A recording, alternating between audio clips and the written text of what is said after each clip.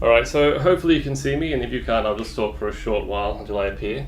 As it says here and here, this is going to be the live stream exam preparation for 2019 Term 1.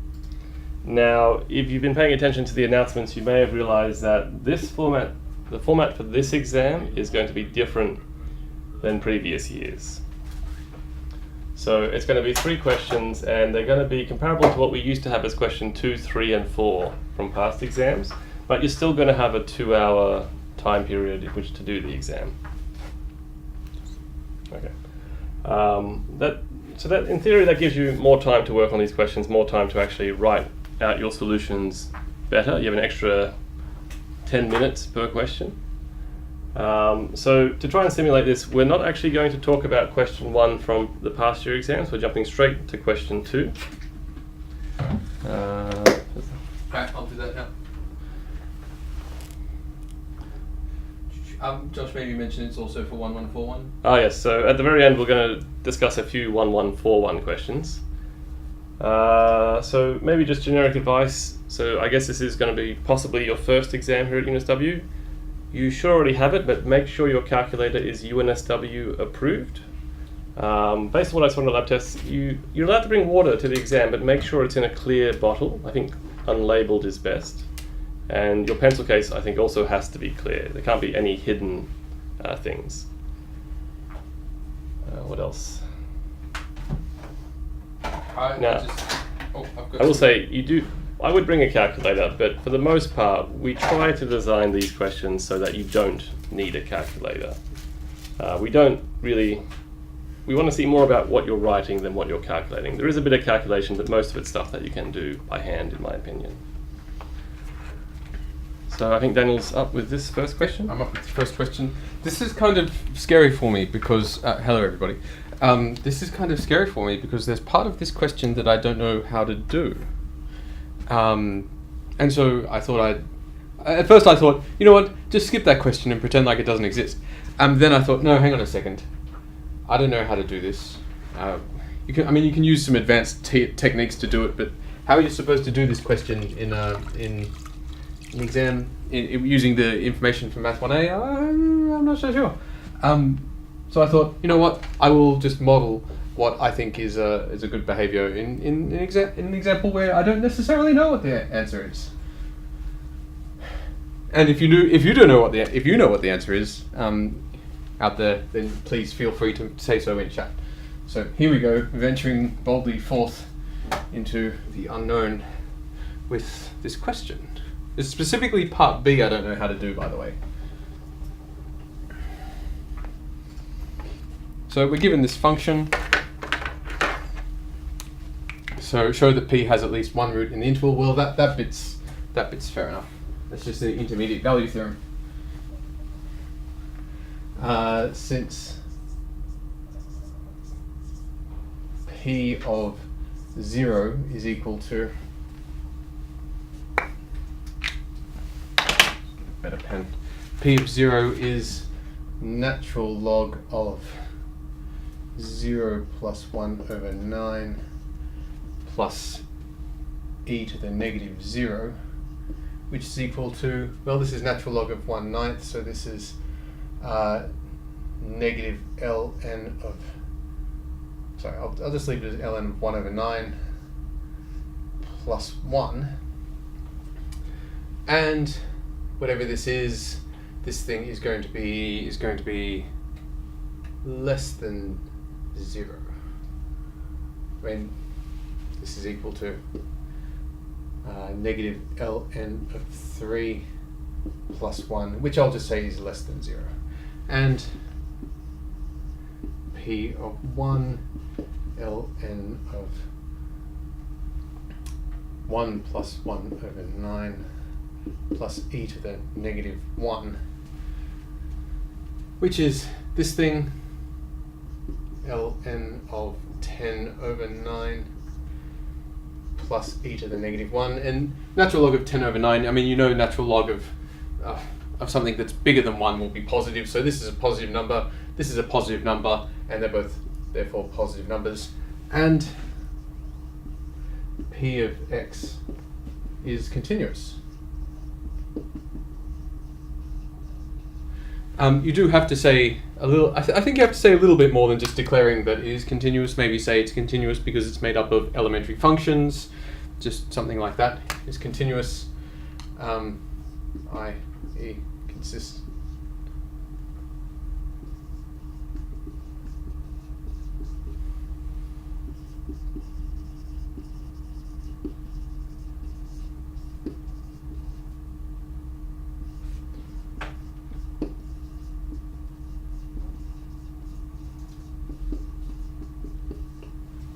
So the three parts of the intermediate value theorem. It's negative over here at 0, it's positive over here at 1, and it's a continuous function. So somewhere in between, by the intermediate value theorem, it has crossed the x-axis.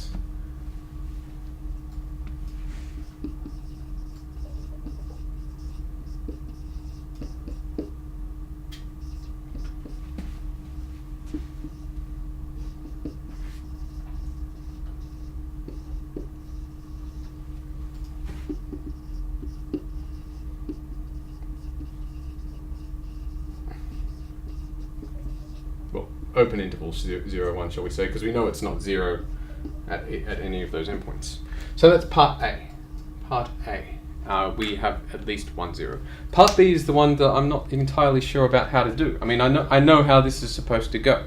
It's a monotonic function, and so it has a root somewhere, exactly one root, but I don't exactly know how to show that.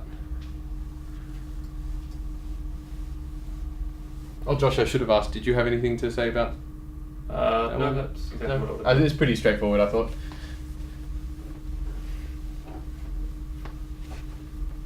Okay, so this is where I exhibit what to do in the case where you don't exactly know the full answer. So in part B, show that there is exactly one root. Well, I'm going to look at the derivative. So since p prime of x is equal to the derivative of this thing, which is 1 over x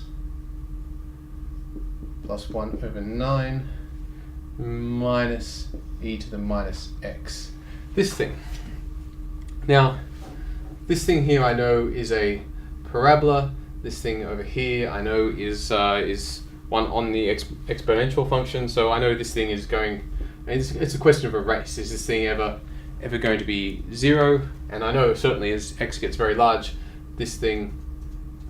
This thing will grow a lot slower. This thing will go to 0 a lot faster than this thing. So I know at the end, this function is going to win that race, and that this will approach 0, but from above and never actually be equal to 0.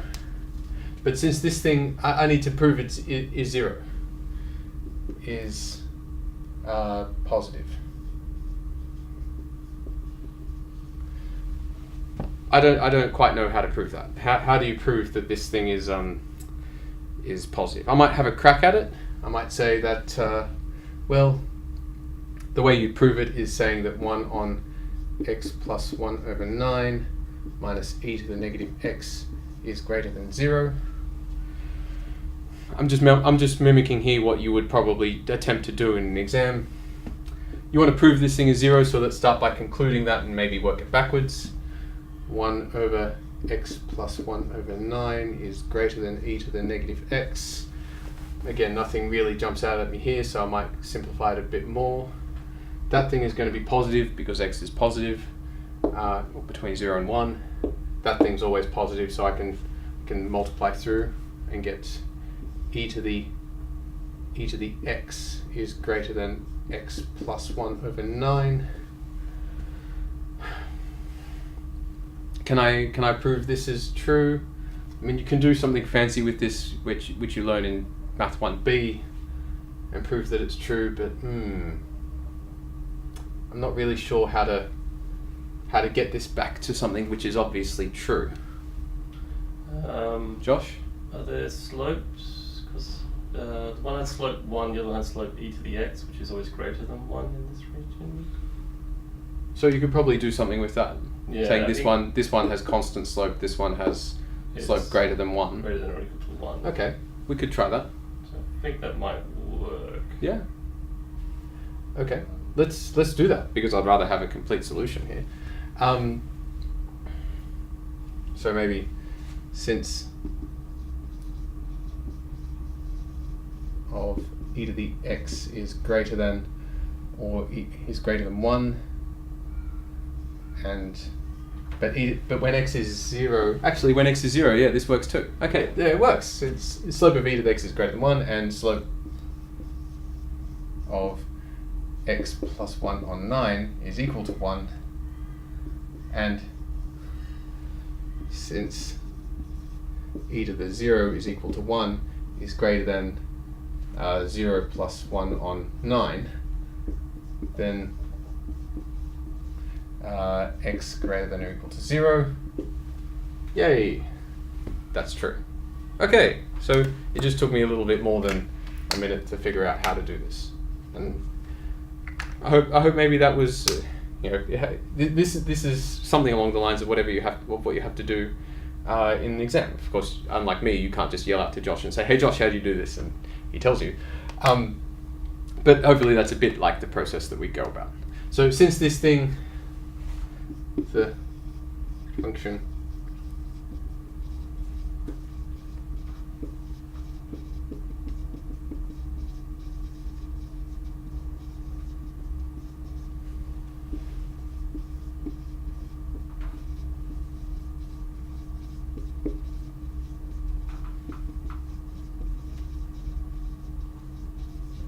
and so it's always increasing.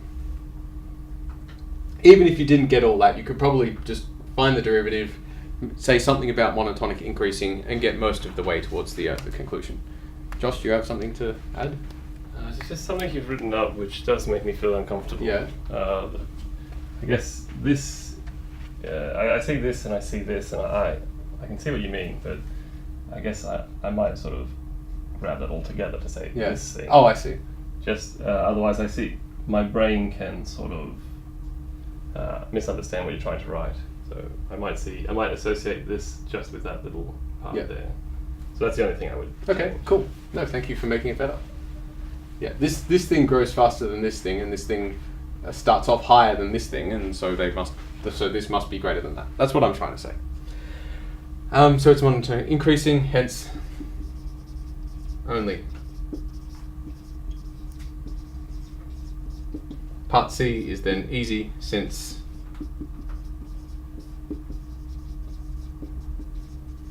never decreases. See part B from there are no other roots.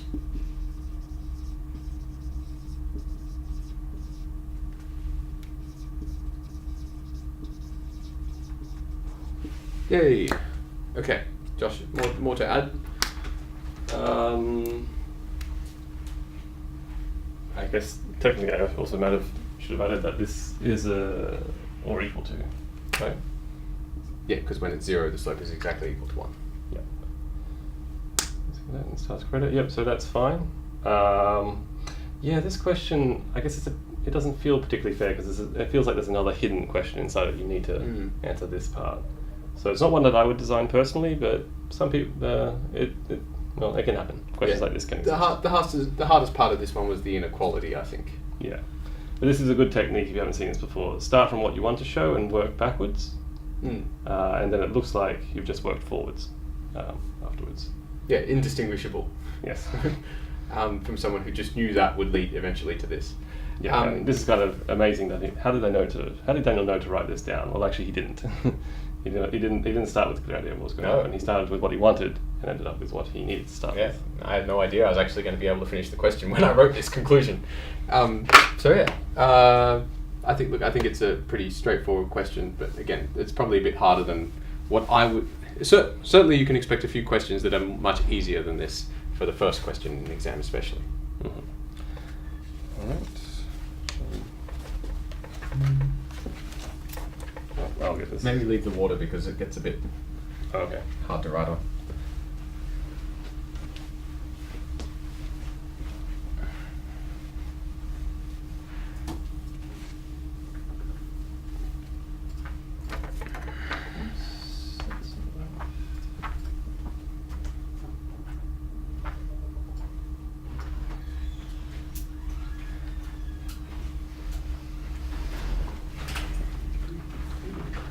So this question looks short and actually is a very short question. The first step is actually just a hint to you for how to do the following step. So it just asks you to remember what are the formulas for the hyperbolic sine and the hyperbolic cosine. So that's all we need. The formulas are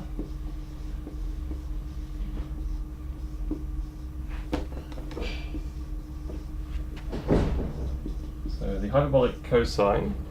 I have a preference for hyperbolic cosine, so I'm writing that first. E to the x plus e minus x. And the hyperbolic sine, or shine, is just the difference divided by 2. And that's really all you need for the first part. You just need to write down, in terms of the exponentials, what the two definitions are.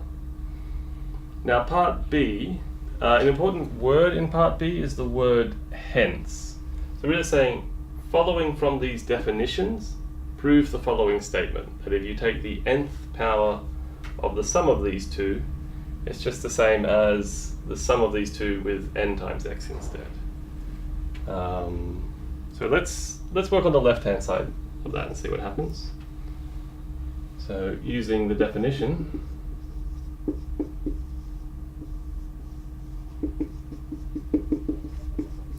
above, the definitions above, well, I'll have that the hyperbolic cosine of x plus the hyperbolic sine of x to the power of n is just going to be, well, just plug in these definitions. And what's really nice about this is this term and this term actually just cancel on power of n. And I'm only left with these first two terms adding up. So I end up with 2 lots of e to the x over 2 to the power of n, which is just e, the exponential of x to the power of n, which is just e to the nx. Now I could really actually just keep running this direction until I hit the right-hand side, but I might actually now start from the right-hand side and try and work back towards the left-hand side. So a good word to use is it likewise? Yeah, likewise. So likewise, using the definitions, I get, well, the hyperbolic cosine of n times x plus the hyperbolic sine of nx. Well, just plug it into the definition to get e to the nx plus e to the minus nx on 2 plus e to the nx minus e to the minus nx on 2. And like before, this term and this term cancel out. This term and this term add up. So I get 2 lots of nx, e to the nx over 2, which is e to the nx, the same as above. And I'll just write that as my conclusion, proving the equality requested. Any comments? Well, the only thing I'd say is that I really like seeing these definitions up here, because the hyperbolic sine and cos functions, this is pretty much all you need to know. And so Josh has got this stuff really kind of up there before him, and this will help him and you as well to answer any question about hyperbolic trig. Yeah. So I think this is just a good move, putting the definitions down and then using those definitions to answer whatever questions you have.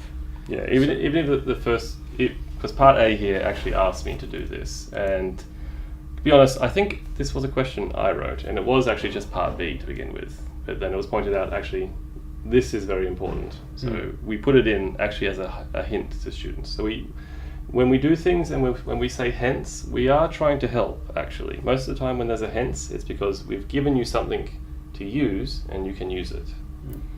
But even if they didn't ask you to write this stuff down, that's a good move anyway. Is that me? Yes. So it's a polar plot question. Ooh, that one. Yeah. That one's a tricky one. Which was highly requested, I think. Highly requested? I saw a few requests in the chat. I think I saw one request. Oh, there was that one was request. more than 0. Okay, there's more than the other requests. All right. Yeah, good request.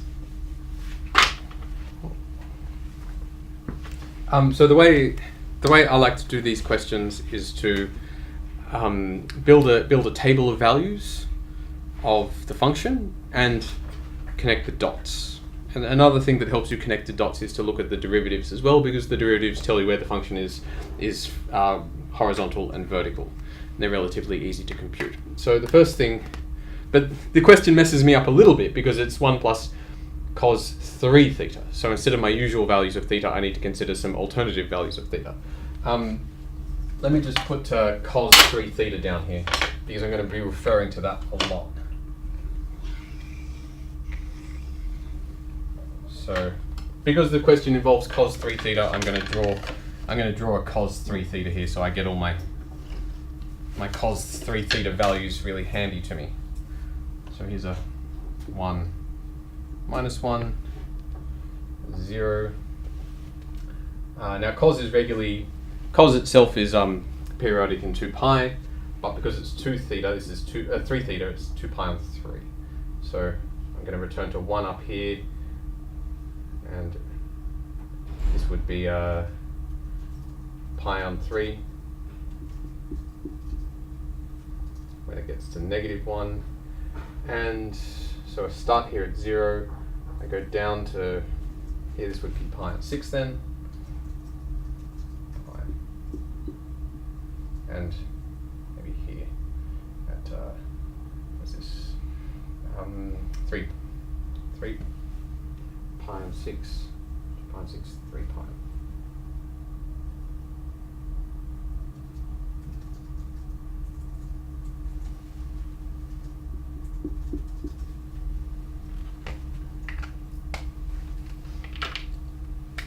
So my function starts here. I might leave that as 3 pi on 6, just because I'm getting myself confused. 3 pi. So I'm starting here at 0, down, up again, and there. And then the whole thing repeats itself, so another 1, 2, 3. So this is 4 pi on 6, 5 pi on 6, 6 pi on 6, 7 pi on 6, and then 8 pi on 6.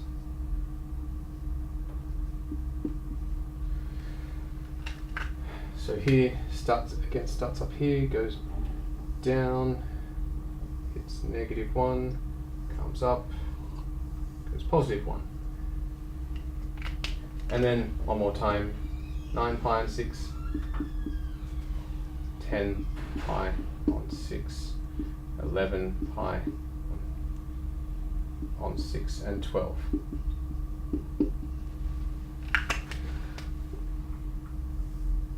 This isn't again. This is not the polar function. This is just because I need to know. I need to choose some values, and this is going to help me. Why?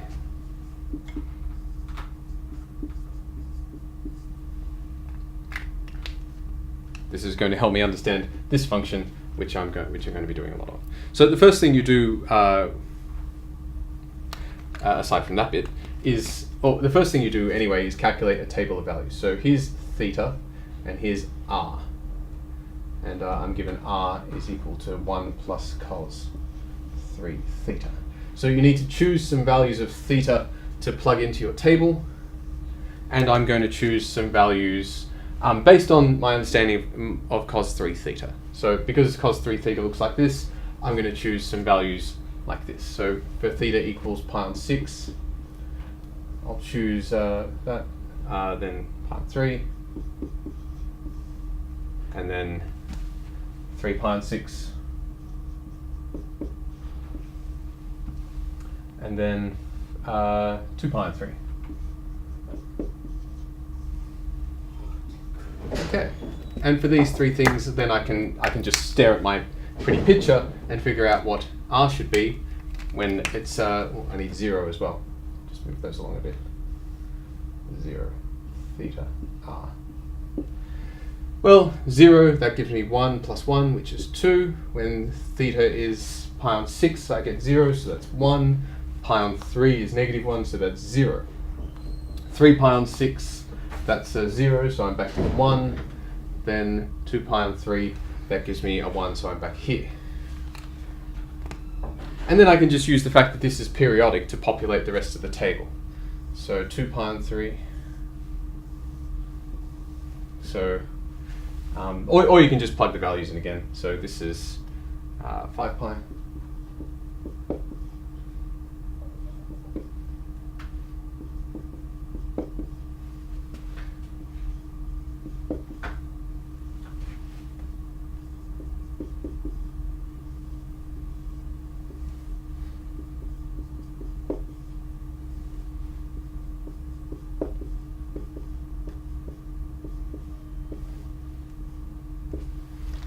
Okay, 5 pi on 6.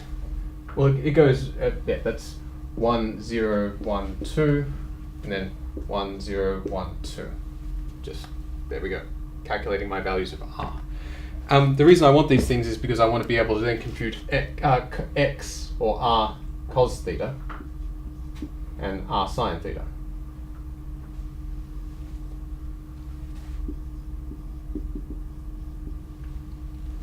Because I know r and I know theta, so I could conceivably churn out a few of these things. But maybe I don't even need to do that at this stage. Let's just try and draw bits of this based on the table we have so far. Without, I mean, you can go and compute r cos theta and r sine theta. You know theta, you know r, so you can populate this out. But before maybe. So if you don't have any great ideas, just start populating the rest of the table. But maybe we can try and get a feeling for this now, based on what we have.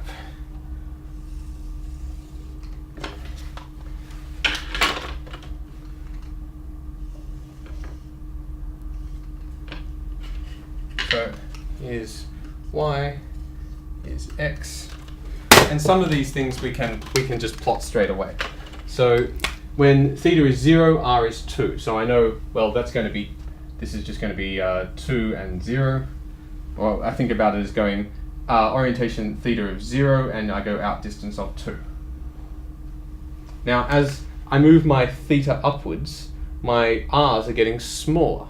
In particular, when I get up to theta is pi on 6, like this. So here's the kind of pi on 6 orientation. So here's theta. Once I get my theta is pi on 6 orientation, it's already come back to, let's move that along a bit, 2.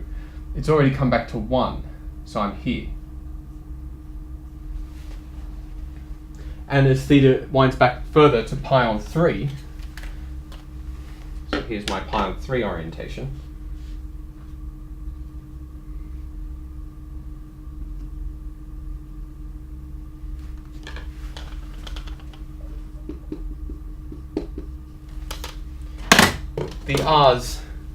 The r's have gotten even smaller. It's gone from a r value of 1 to 0. So it started off here, and then it's come back, and then it's come back even further, and by the time I get to pi on 3, I'm here. So it's kind of done this, is what this is telling us so far. And then I look at 2 pi on 3. Oh, sorry, I look at pi on 2. What's it done at pi on 2? Well, it's come back up again. So as the orientation theta has come back up, started increasing again, increasing from pi on 3 to pi on 2, my thetas have gone from 0 to 1. So I'm now distant 1 from the origin. So I know I'm going through that. So maybe this one's a kind of easy one to do, 0, 1.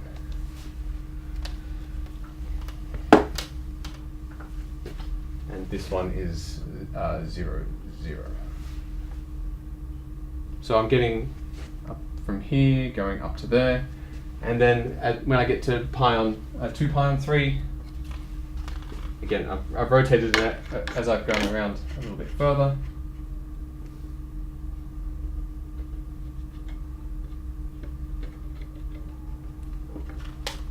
So I've gone from here to here, and then when I get to 2 pi on 3, so I keep angling around, and I've gone all the way out distant 2. So here, this distance here is 2, and this is the dashed line representing theta is 2 pi 3.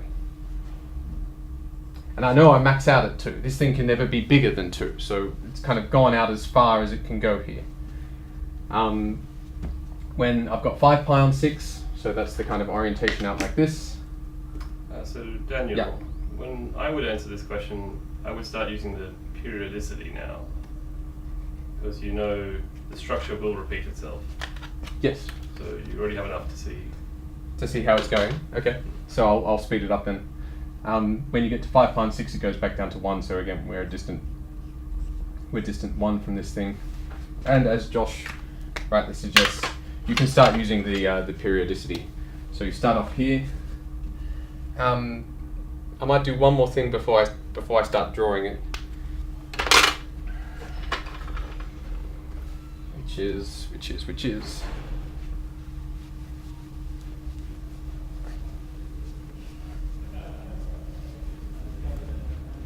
So I want to know something that helps you draw these things is to know when the function is vertical and when the function is vertical and horizontal, and when the function is vertical. Now the function will be vertical when dy doesn't change. Now remember y. Can I write here? Is this on the?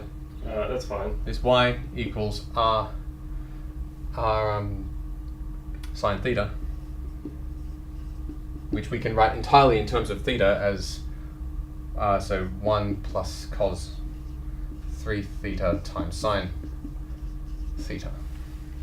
So we can actually get at when y doesn't change with respect to theta.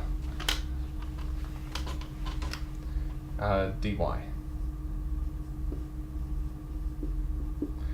d theta. Well, we have to use the product rule, so this will be d theta of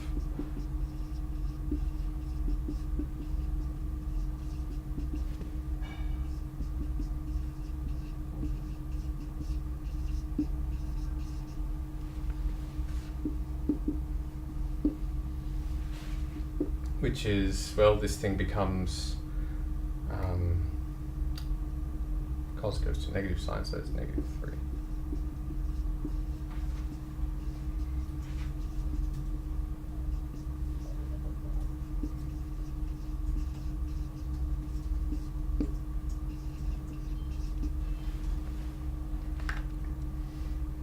And nothing particularly jumps out at me here. When should this thing be equal to 0? Let me see.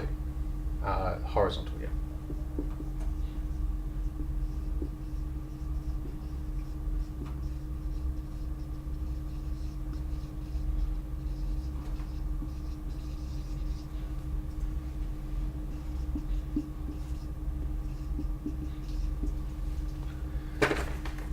You'll get horizontal turning points at this case when the dy d theta is 0, and you'll get vertical. And it's not clear to me when that should be. When that should be. Yeah, I don't think this question is really amenable to this sort of analysis. Okay. This is just, and then similarly you can look for vertical turning points. But yeah, nothing really jumps out at me here. But I'm still going through what I consider to be the process. Anyway, I'll just draw the function at this stage. So we're starting off here.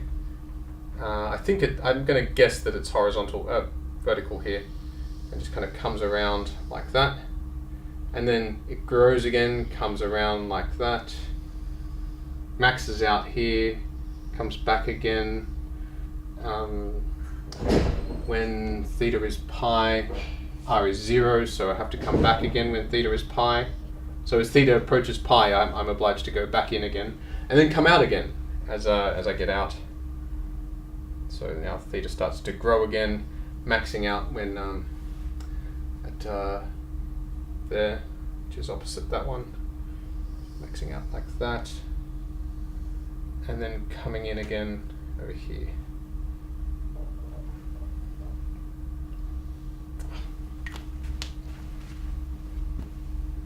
I need to draw the other ones to make it.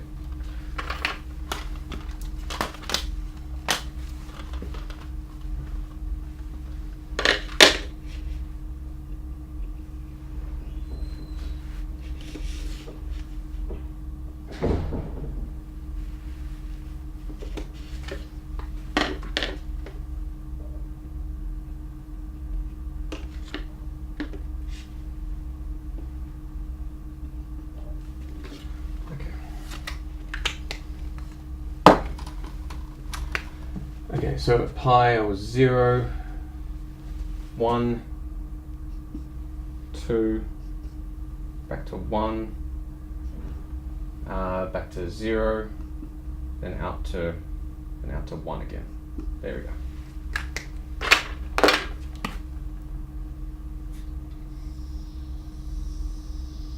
to 0, then out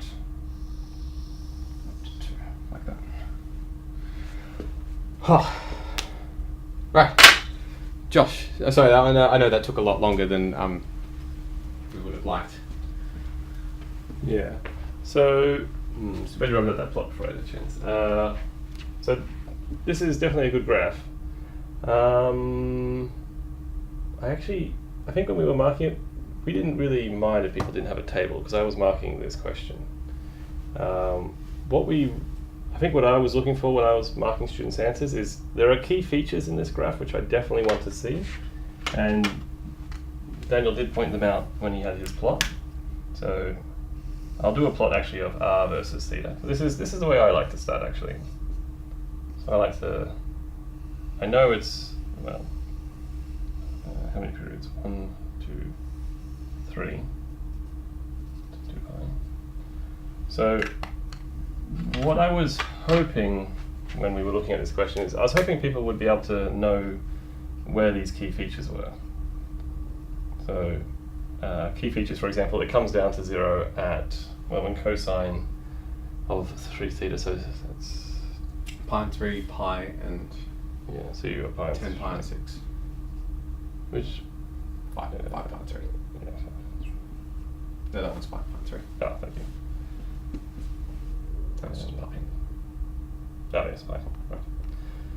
Which is something we want to see. So when you've gone through a third, well, a sixth of a full rotation, you've come down to 0, and also you come down to 0 here. So what I was hoping was that people would see that there's a repeating structure here, which nicely shows up in Daniel's plot. So you have this one thing repeated again and again. And I would want people to know where these key features are. For example, this one here was at 2 pi on 3. Mm-hmm. And this was at 4 pi on 3. And this is all the way to 2 pi. And I think if a student had only worked out these key features, then that was a full mark answer. So, because these are the key features, I think, of this particular graph, that it maxes out at these angles, and it actually hits 0 at these 3 angles, which is, so you have that nice threefold symmetry.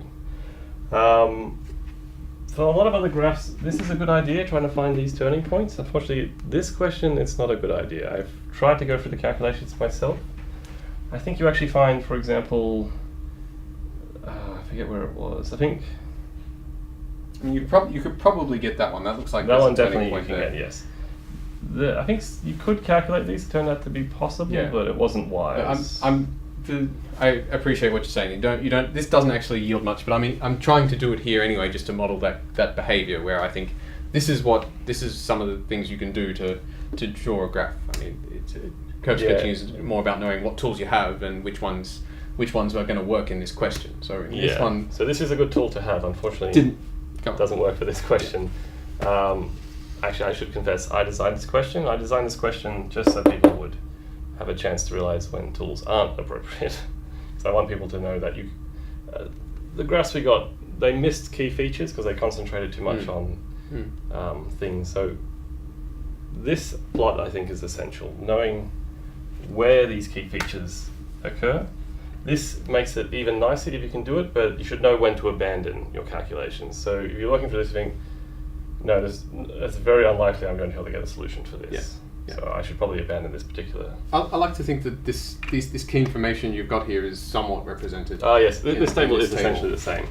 I think the biggest problem we had with students in the previous year is they only looked at cardinal directions. So they looked at 0 degrees, 45 degrees. Oh, okay, yeah, that doesn't get you much in this question. No, you need to respect that 3 theta. Yeah, so in that case, a lot of students were able to get these points. Yeah, but that doesn't tell much, does it? There's not enough information there to get a good graph. You're not going to be able to get this graph knowing these 4 points. So that was a big problem we saw, that students didn't respect the 3 theta. They didn't realize it had that nice threefold structure. So that I think the method here was not just any random method. It was suitably modified to acknowledge that I'm dealing with a 3 theta here. Yeah. Normally I would put in pi on 4, but this time I chose pi on 6 because of that. And we need to get on to the next question.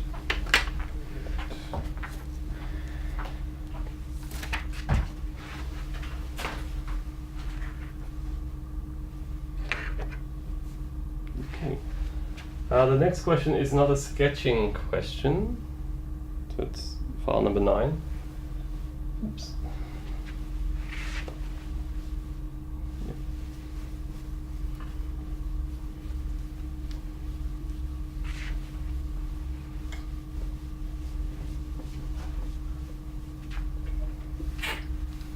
So, is the question visible? No, sorry, that bit. Oh no, I wrote that line.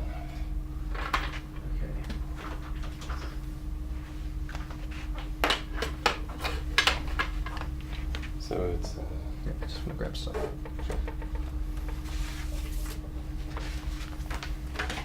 So, assuming you can see this question, we're looking to sketch a function with 3 properties. The first is it has to have a global maximum at 3.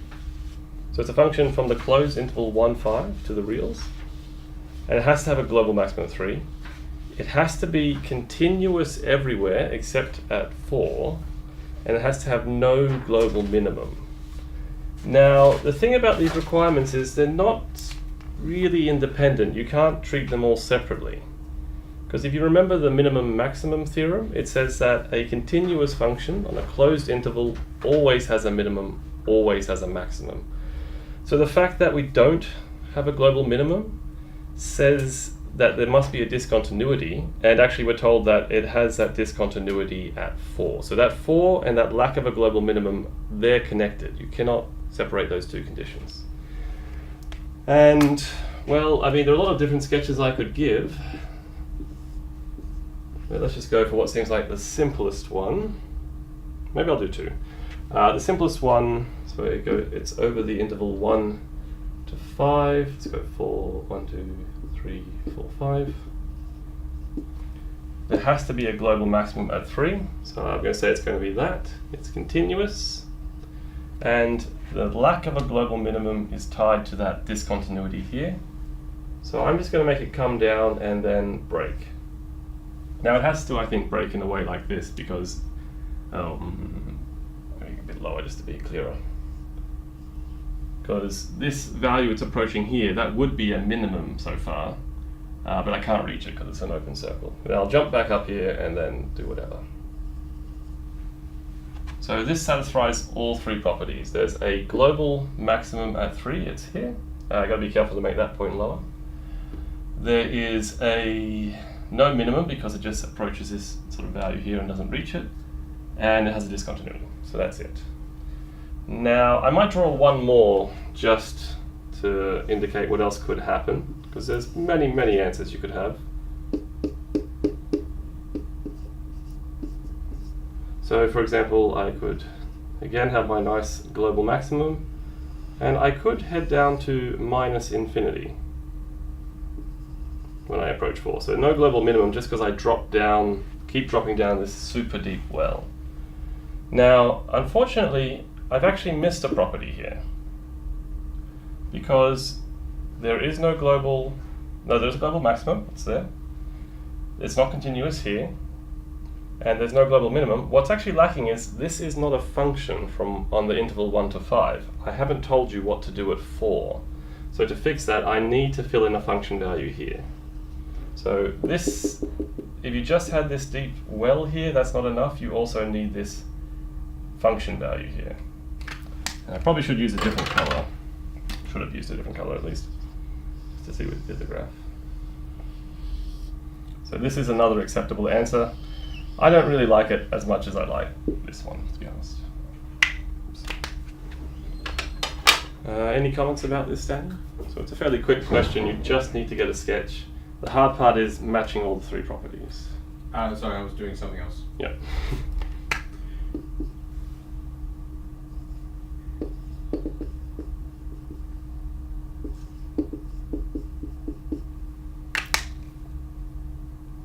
Oops, yeah, that's right.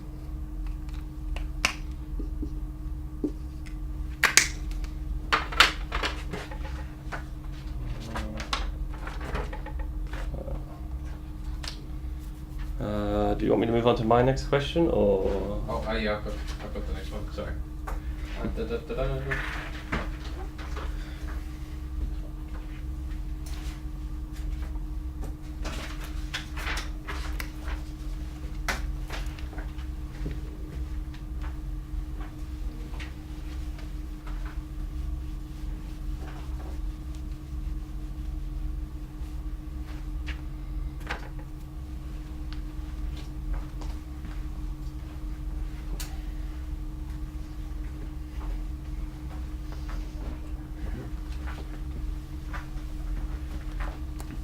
Okay, this is a particularly nice question. A little bit of algebra. You're given some vectors, and you're given the vector w, and you're given that they're an orthonormal set. You're asked to calculate for part A. Calculate v1 dot producted with w.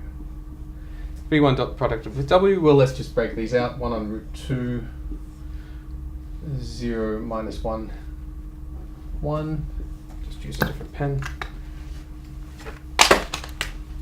Dot producted, there we go, that's more like it. With w, which is 1/6, sorry, 1 on root 6, 1, 1, 1.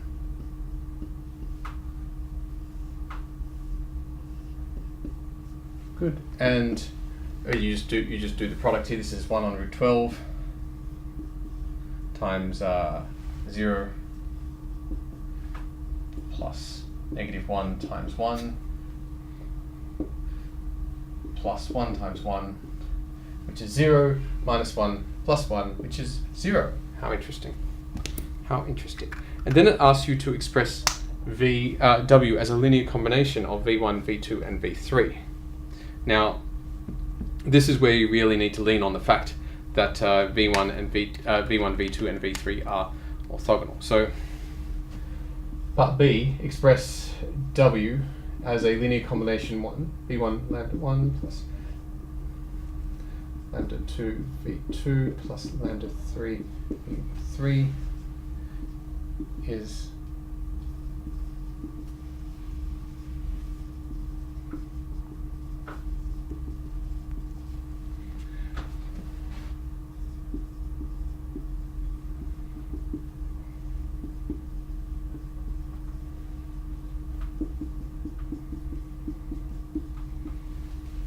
this, you express w as a linear combination of these things once you've actually found what those things are, the lambda 1, the lambda 2, and the lambda 3.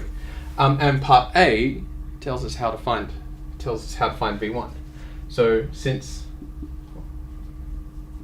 lambda 1 is w dot v1. Why is that? Well, it's because these things are orthonormal. This is well, w we're supposing is equal to this thing.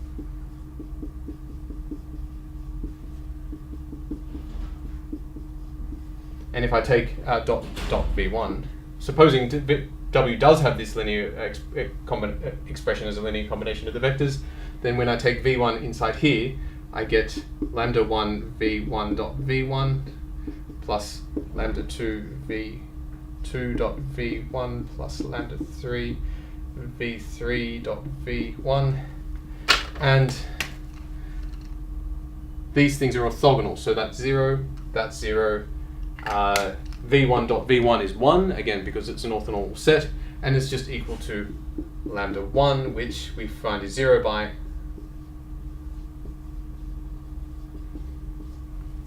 part A.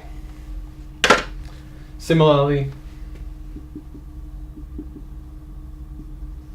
lambda 2 is w dot v2, which is 1 on root 1 on 6, 1, 1, 1, dotted with v2, which is 1 on root 3,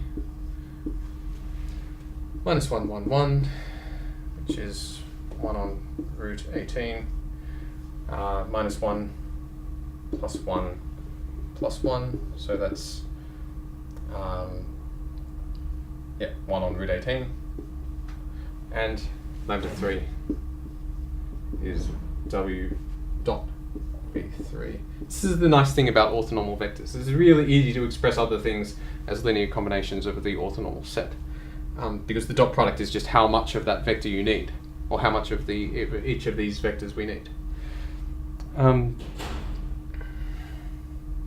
6, 1, 1, 1, dotted with v3, which is also 1 on root 6, 2, 1, 1, which is 1 on 6 times 2 plus 1 plus 1, which is 4, 6, so 2/3. Hence w, which is 1 on root 6 times 1, 1, 1, is equal to 0 times vector v1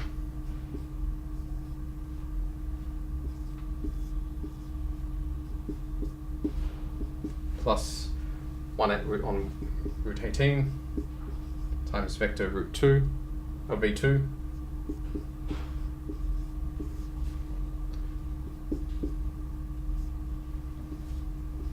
plus 2/3 vector v3.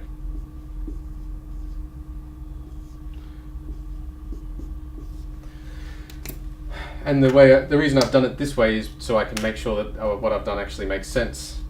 This is root 6 times, let's see, this is 3. Let's just check this first component, that's going to be 0. This is 3, 1 on negative 1, negative 1/3, plus 4/3 is 1/3, which is 1. So okay, just checking the first coordinate makes me confident that this is in fact the true expression of that vector as a linear combination of these vectors. Josh? Okay. There was a comment in the chat, and I guess looking at your answer, there is something that also possibly confuses me. So just seeing this bit by itself, so it looks like you're starting off saying that lambda 1 must, well, I mean, it's true, lambda 1 must actually be equal to this. But to be honest, if that was missing from the answer, if that was never written down, I think to me it reads better, because you're saying, this is just a calculation we can do. It gives me information. And the wonderful thing is, the information it gives me is exactly lambda 1. Yeah. So it's more that I can calculate this, and because of the lovely fact about orthonormal vectors, it actually just picks out that constant I need. And then similarly it works quite nicely, because similarly you do the same calculation, you'll end up with, well, a similar calculation, you end up with lambda 2. Yeah. So it's just if I sort of, if I was reading this, I might go, why is that? But if I'm reading this equal to this, of course, because that's fairly simple. It comes from the definition. And yeah, with these linear combination questions, start with a statement like this. Set up your linear combination, then you need to find information which tells you about the lambdas, and that's exactly what happened here. I don't mind starting with that, mostly because to me this is a statement of intent. This is saying I'm going to find lambda 1, and I'm going to find it by doing this. And maybe it's not clear why that should be, but I think it becomes clear later on. Yeah. So yeah, it's not clear immediately, but I don't necessarily want it to be clear immediately. I'm kind of telling you I intend to find lambda 1 by taking this, and I appreciate that what you say. It's not, and I agree, it's not immediately obvious why I should be able to make that statement. Yeah. But to me, I don't mean it to be obvious. I mean it as a kind of intention. Behold, I will find. Maybe I could say we could both be happy, and I could say I will find lambda 1 by doing this, and I will find lambda 2 by doing this. That's what I mean to say. Yeah. I guess. Well, personally, I think I know this from just experience with orthonormal sets, so I would never disagree with any student who wrote this. I'm just thinking from the student's point of view, these two statements, I think, are this equality is the clear starting point. So, I mean, I think it reads better that way, personally. Yeah, I'm happy to agree with you. They are kind of intentions. Maybe we can replace them with semicolons or colons here. Lambda, found this way. Lambda 2, found it this way. All right, next question. So it's going to be another algebra question.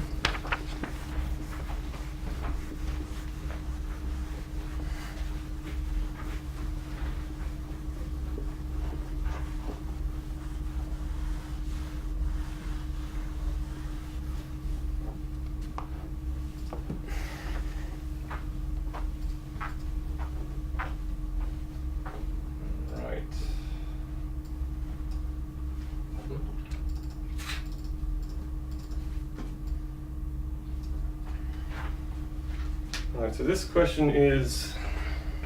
Back to the camera.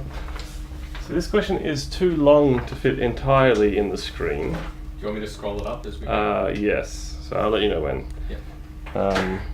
But for the first part, well, you don't need to know the information below part B. It's just show that these two lines intersect.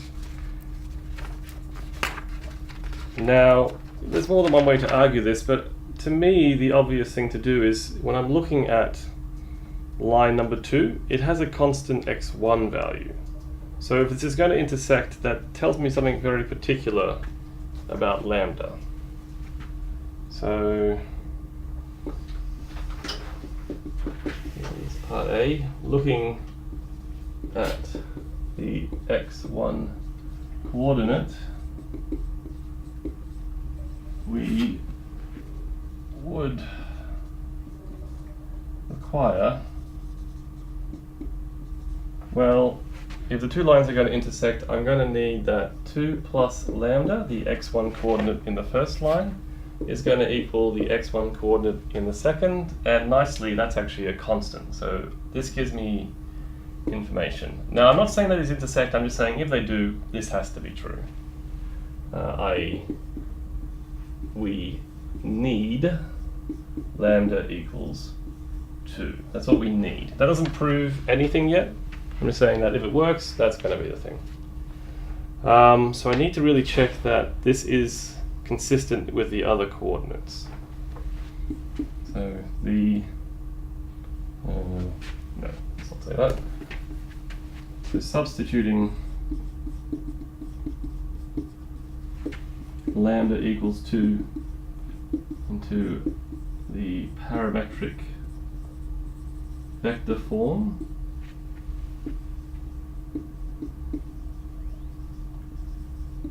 gives, well, it gives the point with coordinate vector 4, that had to be 4, 4, and 1 minus 1, oh, sorry, 1 minus 2 is minus 1. So it gives this point. So this would have to be the point of intersection if it's correct. So all I really need to do now is check it actually does lie on that other line. And that's nice because we have Cartesian equations. Cartesian equations are tests that you can run. So let's just plug these coordinates into the other equations. So substituting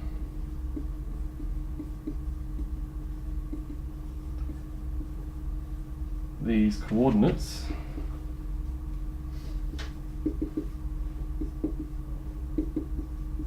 into the Cartesian equations,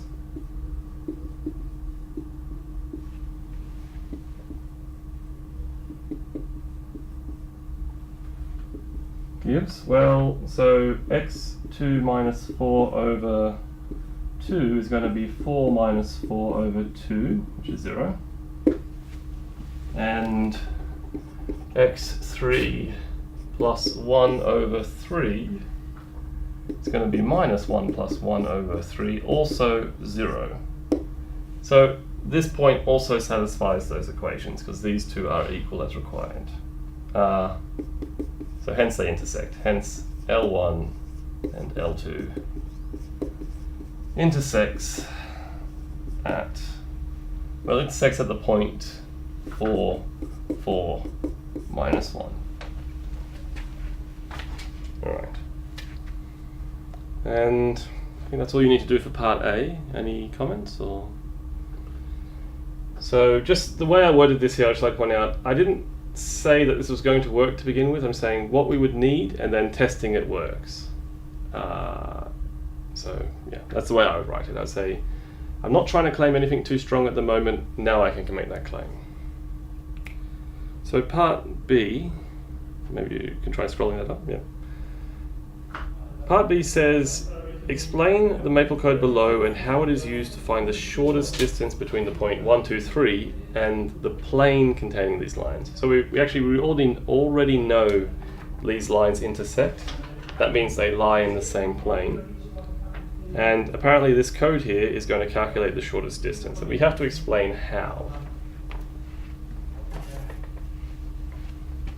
So really, what you should be trying to do for this question is this question is designed so you don't have to do any calculations. All the calculations are done for you.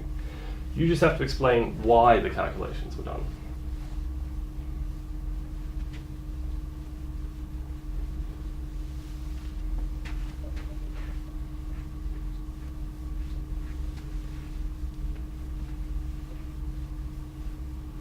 So let's try and figure out why they sat down and calculated this. So first things first, they define a vector called AP. And let's just say what that is. So I can see that the point they've chosen, 2, 0, 1, that's the same as the point on line 1. So the vector AP, which is equal to 2, 0, 1 minus 1, 2, 3, takes us from a point in the plane and it looks like they're calling this point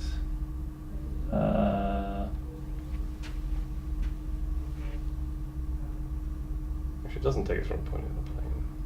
Oh, sorry, it takes us from the point P. It takes us from the point P, which is 1, 2, 3, to a point in the plane.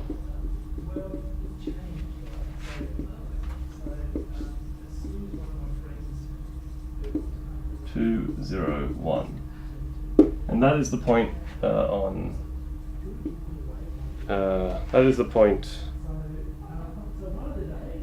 the line L1. Now I notice their notation is not very good because they called it AP, but it seems to be backwards based on what we usually do as this convention, so that was a mistake. But anyway, it does take us from this point to there. So what are they doing with the next steps? They put in two vectors and they calculate the normal. So the vectors v1, so v1 which is equal to 1, 2, minus 1. Oh, sorry, this vector, the vector v1 is parallel to L1, and the vector v2 equal to the vector 0, 2, 3. Well, if you look at the Cartesian form, that is parallel to L2. So these are both vectors parallel to the plane. So what that means is that the vector n, which is the cross product of v1 and v2, is perpendicular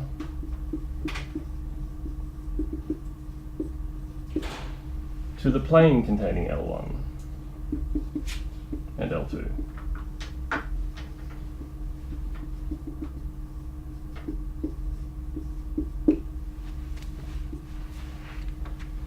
Alright, so we have a vector which takes us from the point to the plane, a vector which is normal to the plane. So nicely, we can use this to actually construct, well, find the distance. So I would actually try to include a picture.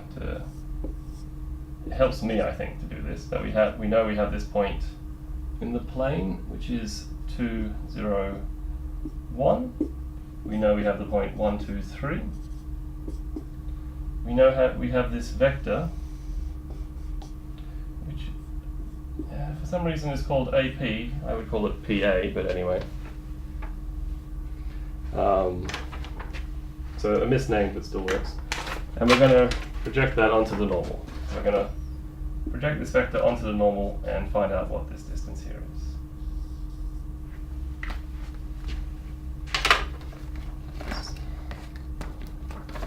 So, well, there are two formulas you should know. One is a scalar projection formula, one is a vector projection formula. I'm going to use the scalar projection one, which just gives me the length and no vector. So hence, using the scalar projection formula, you can also use the vector one and find the length of the vector, but I'm just going to go straight to scalar.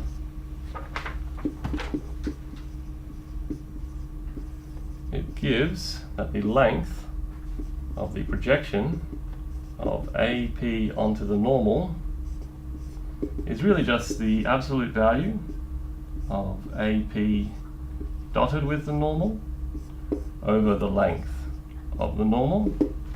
And we don't have to calculate that, they give it to us. That is just going to be 10 root 77 over 77.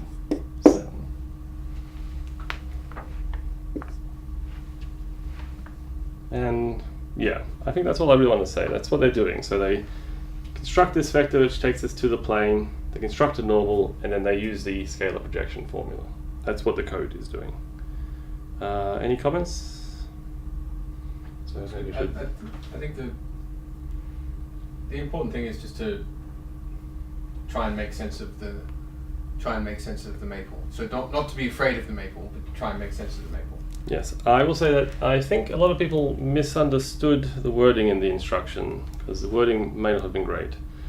They explained what the linear algebra package command did. So they said it imports, which is nice to know, but really we wanted them to know about why we would do these steps, why these steps are being done.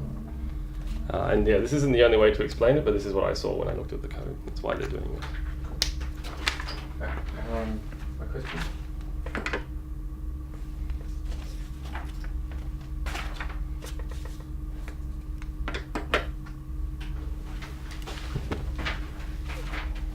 There's some. I'll do this. There's some questions on. Maybe you can answer them. I'll chat about maple coding.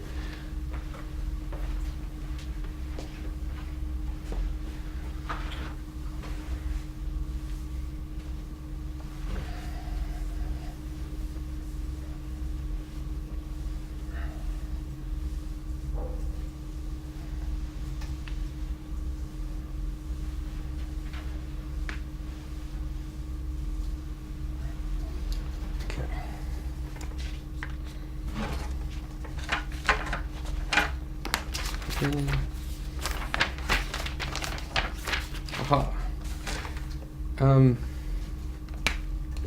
So this one's a fast one. So you're given that a squared equals 2a plus I, and the question is to express the inverse in terms of a and I. Well, recall that the inverse is the thing you multiply a by to get the identity. So maybe I'll even put that in. If a, b is equal to I, then b is a inverse. So just remember that. here's a way of defining the inverse as more like as the reciprocal than anything else. It's got the property of multiplying a by a. If you multiply a by something and you get I, then that something must have been the inverse. That's a kind of handy way to remember this, what you've got here. So let's rearrange this. So I can factor out an a from over here. So a squared minus 2a is equal to, well, that's equal to I. So a times a minus 2 times the identity matrix is equal to I, hence this thing has the required property of inverses. A minus 2I equals A inverse. And hence you've expressed the inverse in terms of the identity matrix. And hence you found the inverse. Next question. Oh, I get a Maple question. Josh, would you please flip me over to the Maple question? Yeah. So you're given some enormous matrix, and you're I like the wording of the question. Using the Maple code below, or otherwise, meaning at your peril, find the determinant of the matrix. And the matrix does some row operations for you, and the row operations. Let's read them together. The first row operation it does is takes. You can kind of make sense of it from what happens in the matrix. Well, this row operation b 3 1 and minus 2. Well, obviously that's performing some operation on row 3 because row 3 is the only thing that's changed. The 1 must have been row 1, and the minus 2 must have been take minus 2. Replace row 3 with row 3 times minus 2 times row 1. That's it. That must have been what's happened. And so this first row operation is one of those benign row operations that don't change the determinant. The second row operation, again, another one of these benign row operations that don't change the determinant. The third row operation is also one of these things that don't change the determinant. So we might say next question, B.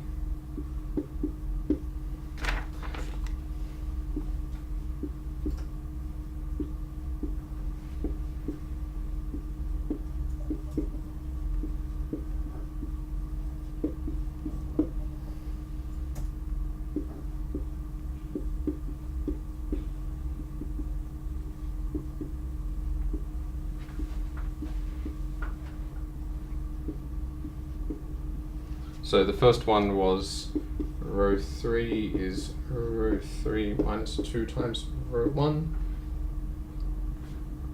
Row 4 is row 4 minus 2 times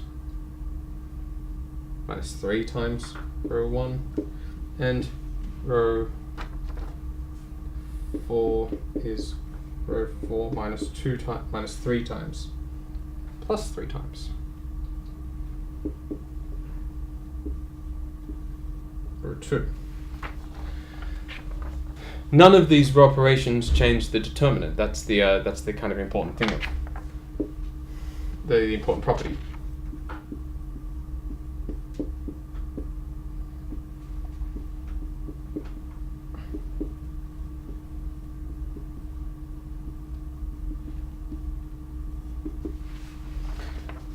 We will perform manually one remaining row operation.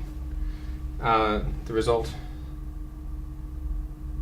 So determinant of B is the same as the determinant of that final matrix which we have 1 2 1 4 0 2 1 minus 1 0 0 0 minus 10 0 0 1 minus 15. So all of those row operations showed us that this determinant is the same as this determinant, and there's only one thing left to do to get this determinant into this matrix into row echelon form, and that's swap those two rows. And of course that one will negate the determinant. So 1 2 1 4 0 2 1 minus 1 0, 0, 0, negative 10. Am I still on the board here, Josh? Maybe I'll do the last line. I'll do the last line down here. So when you've got it in row echelon form, you just take the determinant as the product of that long diagonal. So this is going to be negative, because I picked up a negative from my row swap. 1 times 2 times 1 times negative 10, which is 20. The determinant is 20.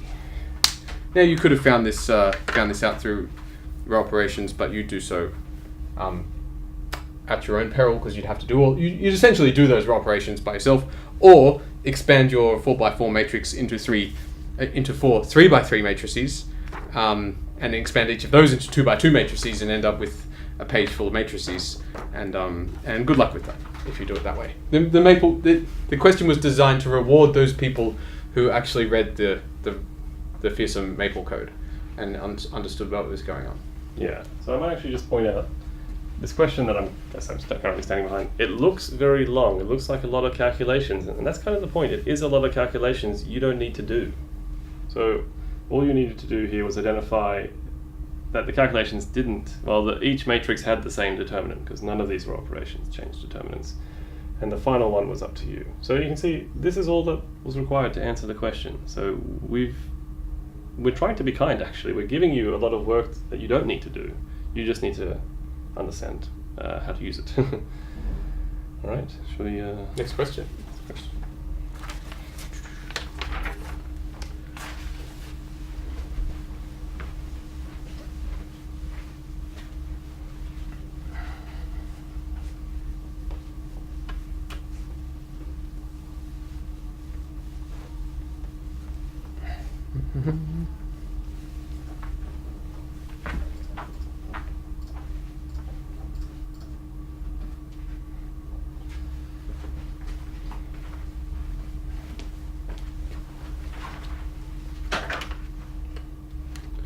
There was just a comment in the chat asking, do you really need to write all that stuff about the maple output? I'm going to say yes. We've taken away the hard calculations to give you time to actually explain yourself.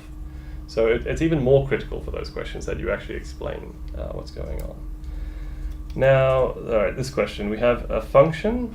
It's defined in terms of an integral, which all good functions are. But just to explain why this is an even function, that's a very simple thing to do. And to do that, we're just going to see what happens when we plug in minus x. Well, that is by definition the integral to the 4th power of minus x of sine t cubed plus 1 dt. And to be honest, it doesn't really matter what's inside here. What's important is what's happening up here, because when you take the 4th power of minus x, you just get x to the 4, and the thing inside, you're still integrating the same thing. There's nothing's changing. And this is, by definition, just looking at the page, this is f of x. Now, I did start off wrong, because I forgot to explain what I was doing, so I might just fix it up with a comment. Let's see, f is even because full stop. So yes, still bad writing because I shouldn't start with a symbol, but it's good enough for me. So the function f is even because it's easy to show. So part B, we actually want to try and find the derivative of this function. Now, I think for these sort of questions, when I do have it defined in terms of an interval, I like to define another function. So I'm going to let f of u be equal to the integral from 0 to u of what we're integrating. So let's just define this, and the reason I define this, for this definition, this is the first fundamental theorem of calculus.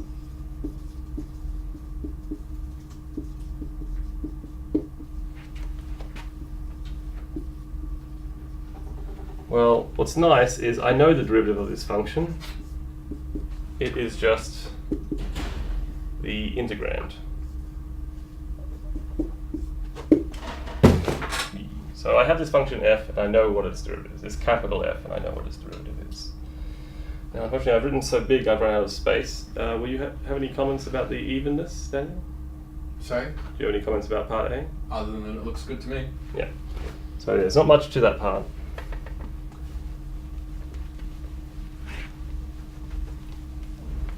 So the reason I like to include this definition is it makes my following statements easier to make. So based on this definition, little f of x is really just capital F of x to the 4 minus f of 0. In fact, I think it is just f of that, because this will just be 0, but I'll include it anyway. So if I want the derivative, I just have to take the derivative of both sides. And hence, meaning it follows from what I just wrote, that the derivative of this is just going to be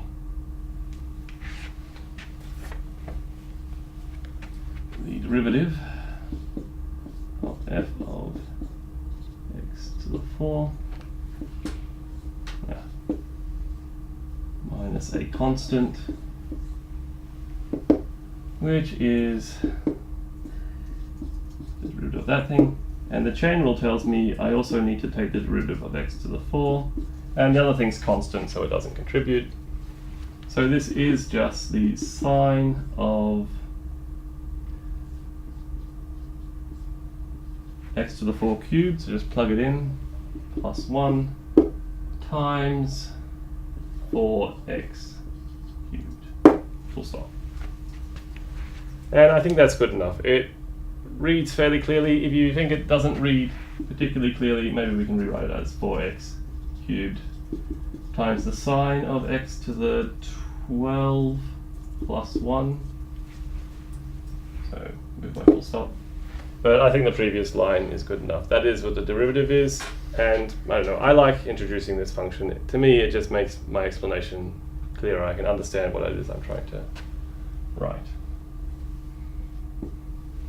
Any comments? The only comment I'd have is that when you're faced with a function like the one in the question, it almost looks like something that would be a consequence of the first fundamental theorem of calculus, except for the fact that you need to use the chain rule to do that. So, which is exactly what's happened here. Yeah, you can shorten this. This I think I like explaining it this way. That's why I always do this. Yeah. It can be shortened, as long as you're careful to use the chain rule. Yeah, this step here. So yeah, I think looks good to me.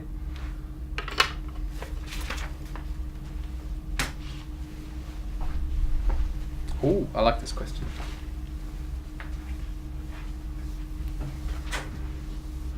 Oh, Josh, can we say TC in the exam? Is that an acceptable abbreviation? It's a good question. I know we do have abbreviations like MVT and IVT. I mean, I wouldn't mark someone down for using what seems to be an obvious abbreviation.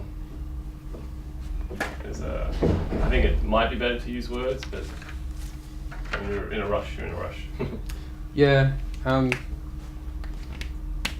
maybe best to play it safe. Okay, my question. Find all real values of a and b such that this piecewise defined function is differentiable for all r. So we might say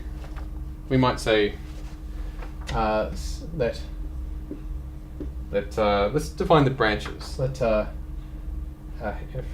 h of x be equal to the parabola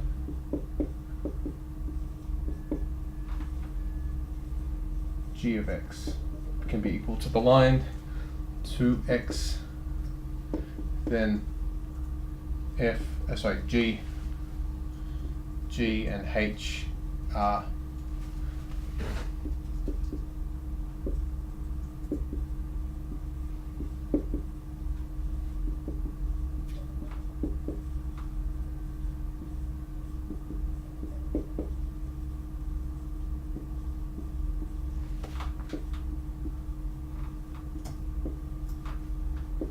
G and H are differentiable everywhere. They're just polynomials. The question is more about what happens with the combined function f. But I'm just respecting the fact that these things are differentiable, and that gives us most of the points on which f is differentiable. The only question remains over at the point A. And maybe I'll even draw these things. Maybe I'll even draw these things because that seems like a good idea. That will hopefully give me some insight into how to approach this question. So here's my function.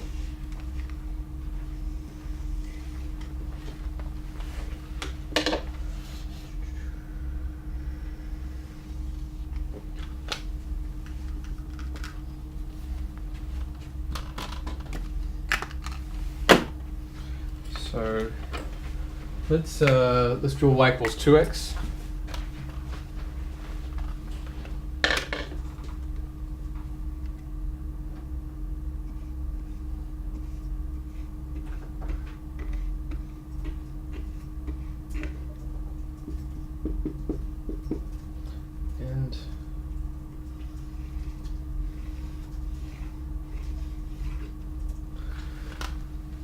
And this can be the kind of point A,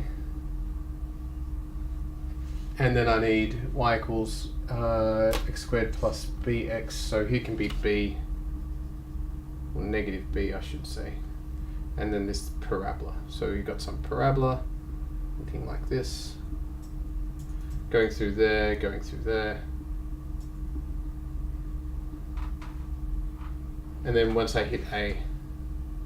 So what is my function again? I'm 2x over there, and here's my parabola like that. So I want to include this bit. So the piecewise defined function is this solid line, which is the parabola over this side, going through B and the origin, and then over here, it is open circle there, solid circle there. That's what I'm dealing with. Good. Y equals h of x.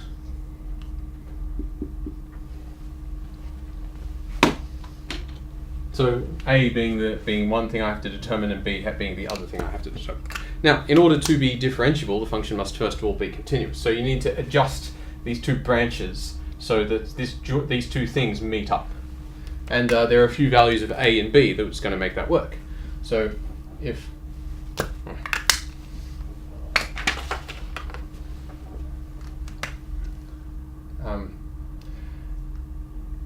for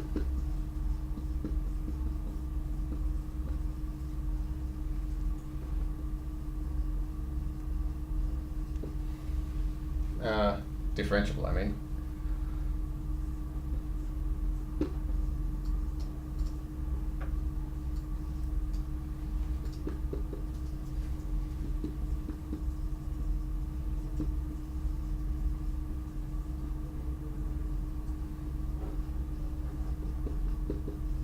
So that means that these two branches have to join, i.e. that h of A has to be equal to g of A. So if these things are going to be differentiable, then they must first be continuous. H of A is equal to h of A is equal to A squared plus BA, and this is supposed to be equal to g of A, which is 2A, which is g of A. And so I can say this is A plus B is equal to 2A, hence, well, two things can happen here. Either I can cancel off the A's, in which case A plus B is equal to 2, or A is equal to 0. And it's kind of clear what happens if A is equal to 0. That means that this join here occurs at this point, and otherwise just A plus B has to be equal to 0. A plus B is 2. So I've got some options here. To be continuous, one of those two things has to happen. To be differentiable, there's a theorem in your book for piecewise defined functions. To be differentiable, the slope of this curve, of this left branch, has to be equal to the slope of the right branch when the two slopes meet. So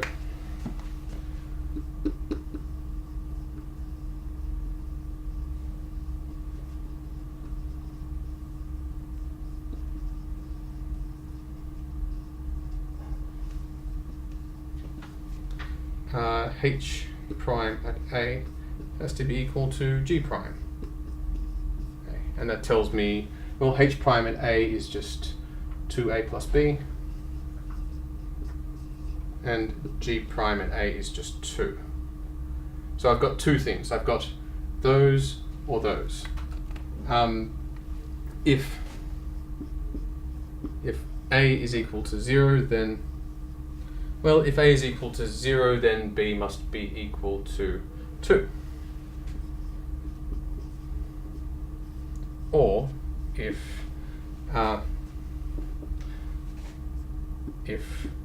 A, so the other case, A plus B equals 2, then, well, then I can sub that in here and I get A plus B is equal to 2, and if A plus B is equal to 2, A plus 2 is equal to 2, so A is equal to 0.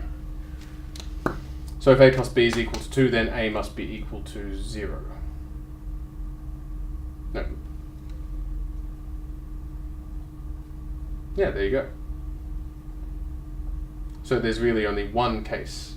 So there you go, there's really only one case. If A is equal to, and that's the case where A is equal to 0. Cool.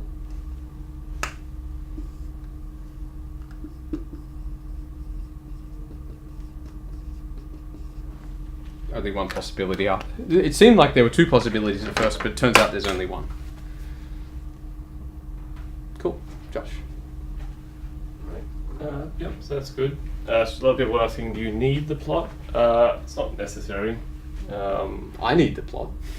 Otherwise it doesn't make any sense to me. You've lost the plot. Anyway, so one thing I like about this is this introduction of variable names. So this is a very important thing to do when attacking a lot of questions. You have something you actually want to talk about, give it a name so you can talk about it. Once you give it a name, you sort of get control over it. So this is a great starting point. I just wanted to point that out. Cool. And it does get used a lot down here, like here and here. Yeah. Getting a lot of mileage out of these names. Yeah, so it's a good thing to do. There's something you know you're going to talk about a lot. Give it a convenient name to refer to it. Okay. Yeah, I was surprised that there was only one case. I thought there would be more cases. It seemed like when I got here there was going to be more, but it turns out that actually, I mean, I suppose you can make it. You can make the two curves join, but making them. I mean, you were always going to get this point, but there was. It kind of makes sense that there's only one way to make the parabola go through this point and to adjust its slope so that it's much like the exam, I guess it's slope. Maybe not too much time to stop and think about why that happens. We can think about it afterwards. Yeah. Yeah. All right.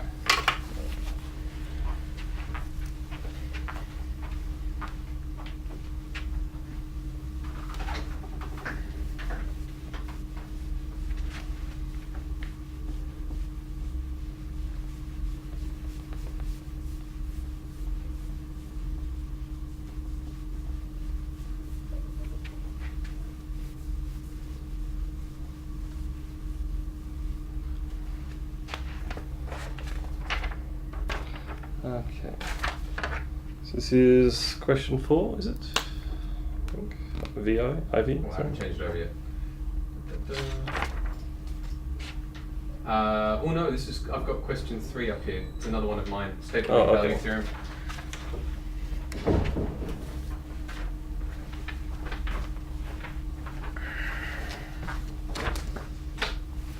Okay. State the mean value theorem. Maybe I'll state it down here. Mean value theorem.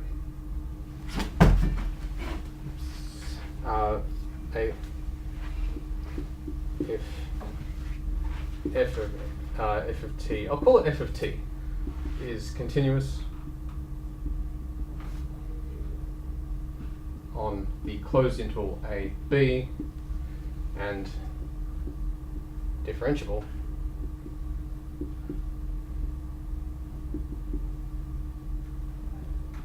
on the open interval a b, then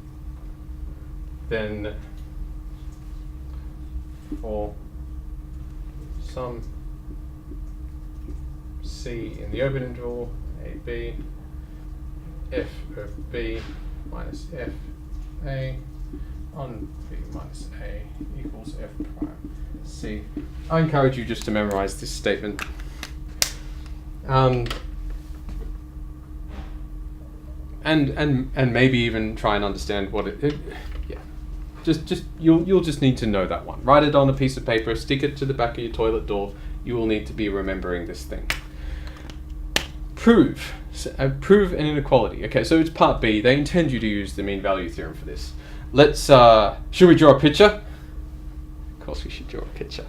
And we're going to use it to prove an inequality. So let's draw a picture.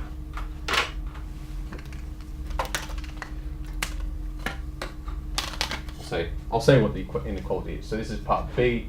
Prove that 1 minus x is less than or equal to e to the negative x. And this is a part B, so of course they intend you to use the mean value theorem to do this. Let's go. What are we trying to prove here? Let's try and get a handle on what's going on. Oh, for something.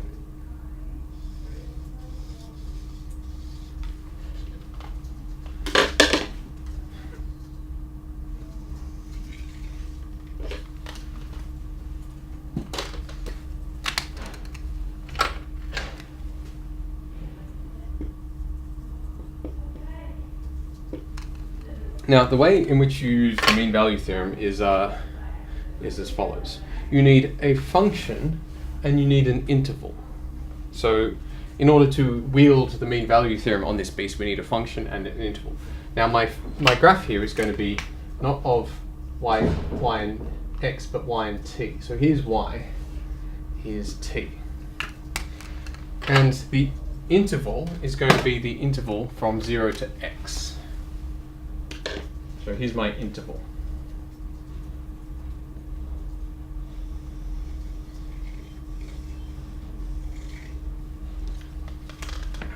Ow. That's splinter. Ew.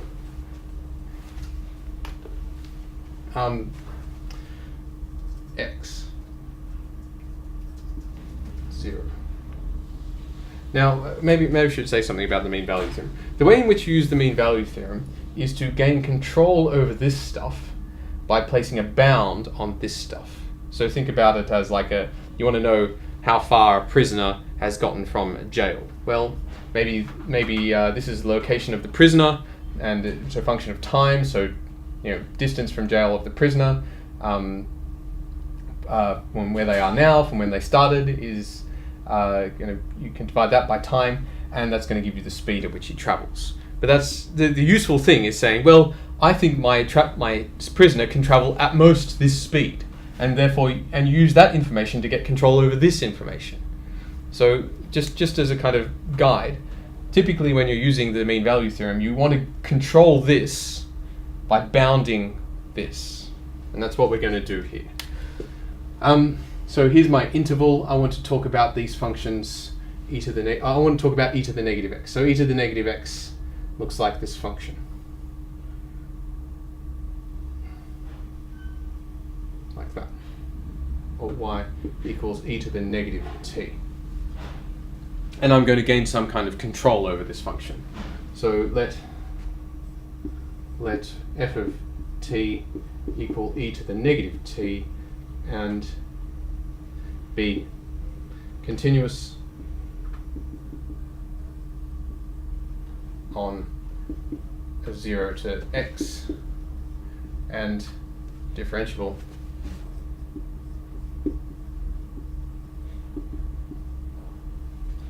on 0 to x, open interval 0 to x. Then by mvt, this tells me that okay, so f. Let's do this. F of b, which is x, minus f of 0 over x minus 0 is equal to f prime of c, which is negative e to the negative c, for c in the interval 0 to x.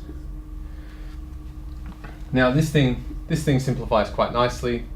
This is equal to, well, maybe I'll leave that. This thing simplifies nicely. This is e to the negative x, which is good because I want to e to the negative x. That's 1. This is just x. And this thing is e to the negative c. This is the slope of my curve. Now, remember what we want to do is bound that slope. So let's have a look at the function. Where is the biggest slope here? Well, the biggest slope would be here at e to the when c equals x. Of course, c is not allowed to get up to x, but that would certainly bound my slope here. So I could say, well, this is equal to f of the slope of the function at c, and that's never going to be bigger than the slope of the function at x, which is negative e to the negative x. And if I try and wield this, then I can multiply the x up there because it's positive, and this is negative e to the negative x minus 1 is less than or equal to x e to the negative x. And the wheels fall off a bit because this is not the inequality I wanted, and I don't think I can get the inequality I wanted here. So I'm not going to bound it above. I'm going to try instead and bound it below. Bounding above is kind of the natural thing you would do. You normally try and bound this above, but actually in this question we're going to try and bound it below. So let's not do that one. Let's not bound it above. Let's instead try and bound this below by looking at where is the function, what is the kind of smallest gradient. So maybe I'll just annotate the graph. Here is where the function has the kind of biggest.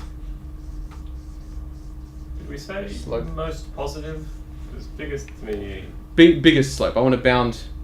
Yeah. So this is almost zero. Between magnitude and sine. Yeah. I want to. Well, this is they're all slopes, and this one's the closest to 0, and this one here, this is the smallest slope, where it's negative 1.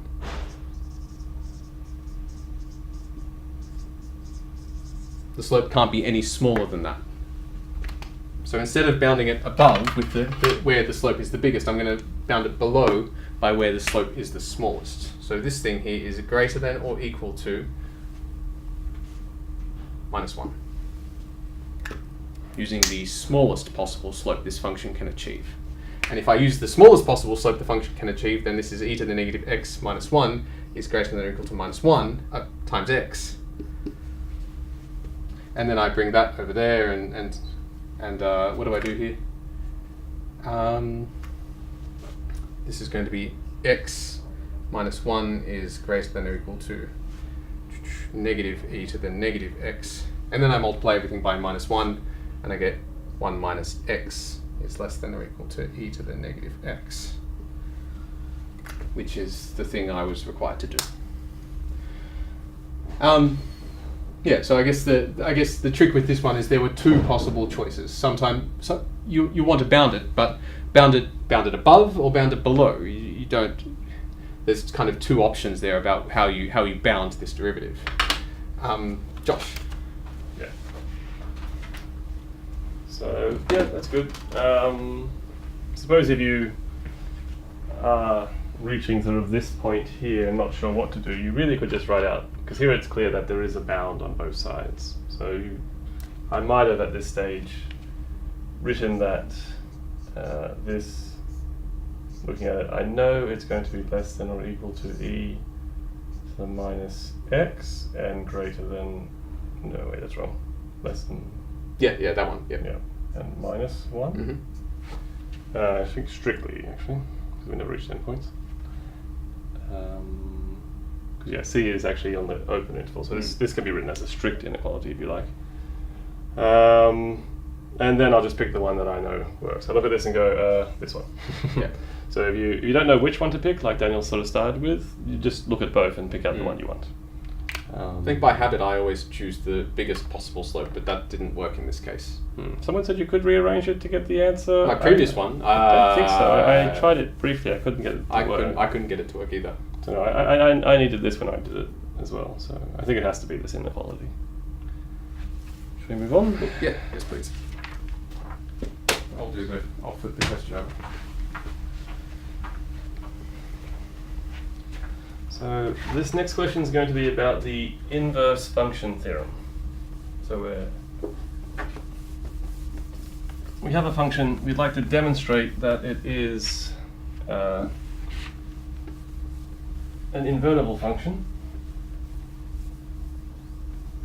Mention what its domain and range should be, and then actually find the slope at some special point.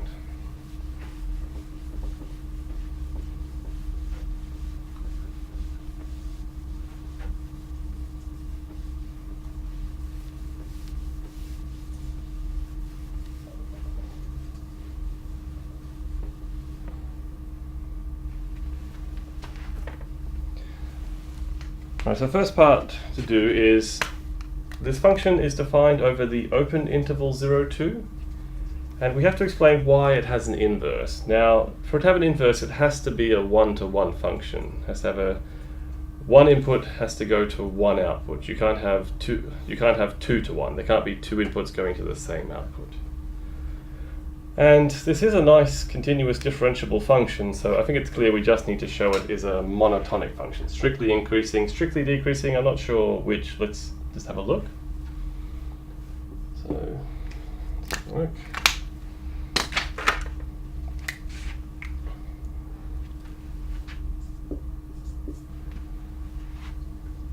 So let's just follow our intuition and look at the derivative. The derivative is, well, it's f prime of x, which in this case is a product. So we get the product rule, it's minus e to the minus x plus e to the minus x times minus 1. That can be simplified. So let's pull out a common factor of e to the minus x. You get a minus 1 minus x minus 1 e to the minus x x minus 2. So the nice thing is, well, the exponential is always non-zero, so that's never going to cause any problems. This is always positive.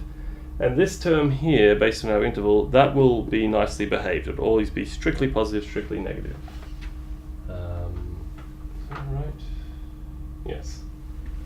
So since, well, e to the minus x is strictly positive, and x minus 2, actually I need more space. Well, if x is in the range 0 to 2, this is going to be between minus 2 and 0. It's strictly negative. A strictly positive number times a strictly negative number. And of course, this is only true for x in the range 0 to 2, at least this part is. So we get that the derivative is always negative. It's a strictly decreasing function.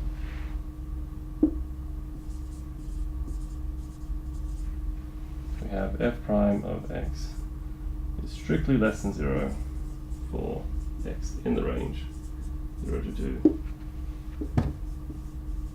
Hence, f is strictly decreasing over its domain.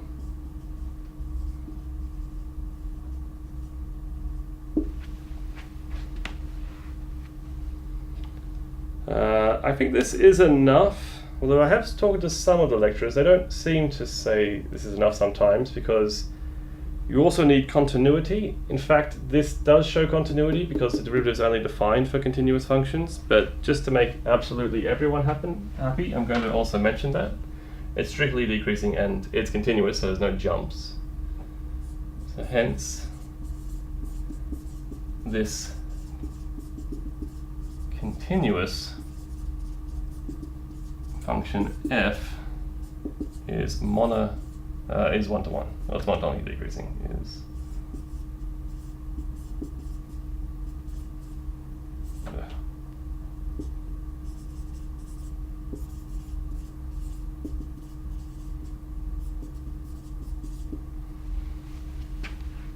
It's just I have talked to some of the lecturers and they say, well, it's strictly decreasing, but you need continuity too. because you can't have, it might be decreasing then jump back up again. Well, that can't happen because it's a continuous function, so strictly decreasing continuous function. So that'll just make that person happy. Alright, so that's part A. It is strictly decreasing, it's monotonic. And we need to work out what the domain and range are. Well, the nice thing is, since this is continuous, I can just look at what's happening at the end as I approach the endpoints. So what I really want to use here is, since it's decreasing, I can work out what the upper limit is by looking at the starting point. Any comments before I represent? Maybe we can just talk about the. So one of the people is asking about the difference between 1-to-1 and onto. And maybe we can just say that we kind of don't deal with the onto-ness of the function here. We don't address that question directly, but we do address indirectly when we talk about the domain and range of G. So we are kind of not formally as in discrete maths, but we're kind of informally just saying, well, it's going to have an inverse, but that inverse might have just a restricted domain by looking at. Yeah, well, actually, did this function mentioned? Yeah, well, so it's not onto R. It's always it's onto its range. In fact, by definition, it's onto its range. Yeah, we just haven't said what that range is. So you kind of cover it, but not really, not in a formal sense. Yes. Yeah. So it's a kind of. Yeah, I know it's invertible. I haven't said what its domain is going to be. In fact, that's the next part of the question. We need to specify what is the domain of this function. Right. Okay.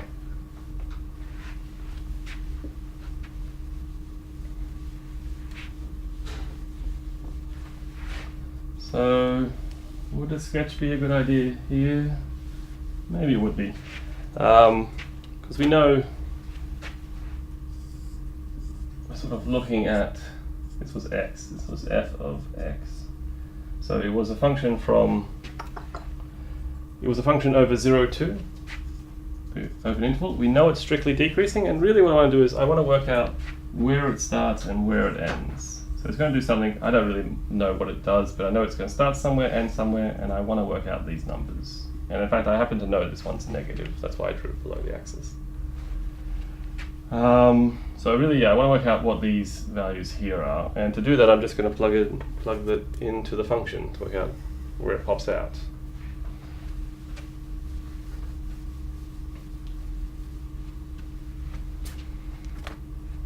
So, since f is strictly decreasing, well, we get that the range of f, for example, is going to be, it's going to be equal to the interval which starts at f of 2 and goes up to f of 0, not including f of 2 and f of 0, because it was an open interval, and that means we're going to end up with an open interval as well. So if I plug that into the definition for f, I get e to the minus 2 times 1 minus 2, that's the lower limit, and e to the 0 times 1. So this interval is the interval minus e to the minus 2 and 1. So in terms of this plot here, that's minus e to the minus 2 and 1 there. That's all I think I really want for this question. Just, you know it's decreasing, so you know it's going to end on the lowest value, start at the highest value.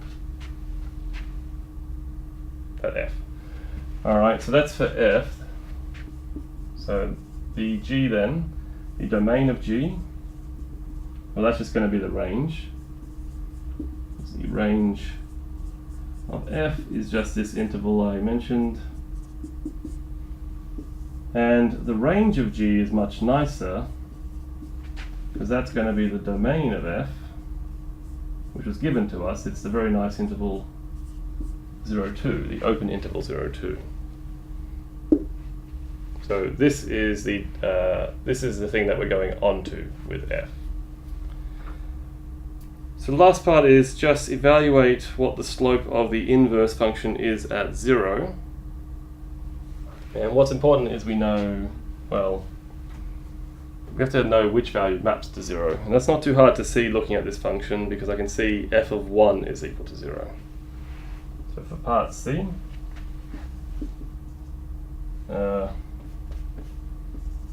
we see f of 1 equals 0, i.e. g of 0 equals 1. Now the inverse function theorem allows me to calculate this slope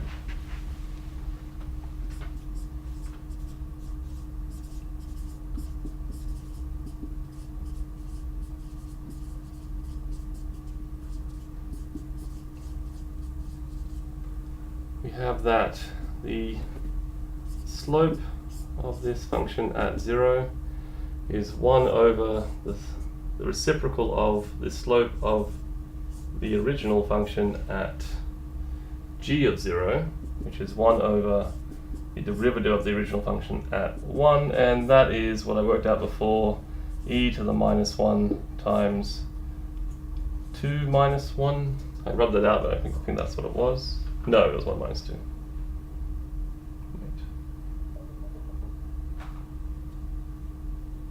Yeah, it was this was negative, so it has to be 1 minus 2. So that's a minus 1.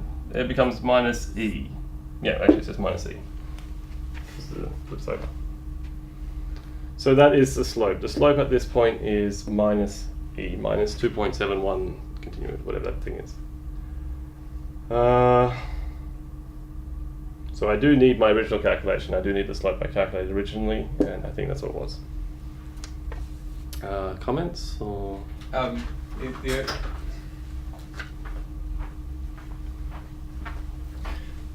The only thing I wanted to say was, I just wanted to draw on your picture, if Sure. that's all right. So the question was, evaluate g prime at 0.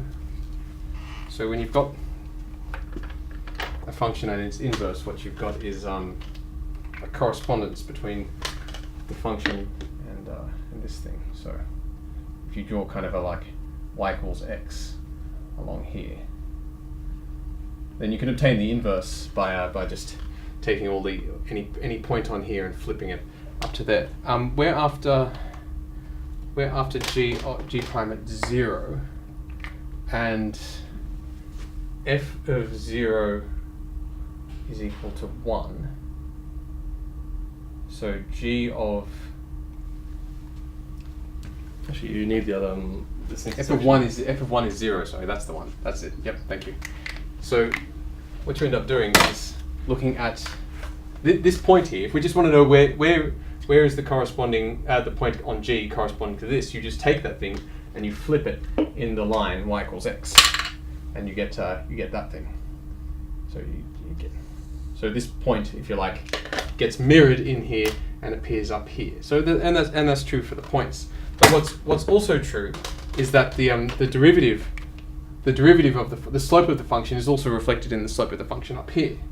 So if your function on one hand has a slope of what do we say the slope of f was?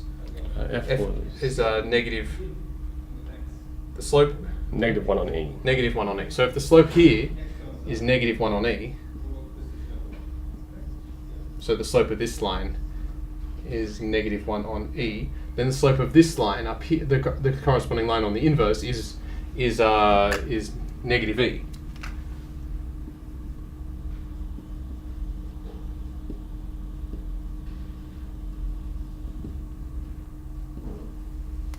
The slopes, so not only do the points correspond to each other, but the slopes have this nice correspondence as well, where the product of the two slopes is equal to 1. That's all I wanted to add. Cool. Am I up? I think so, probably. Well, it might be you, Josh, with the epsilon definition. Yes. So this is the final question on the 1131 exam, I believe, and it doesn't look pretty. Well, it is the final question. Yes.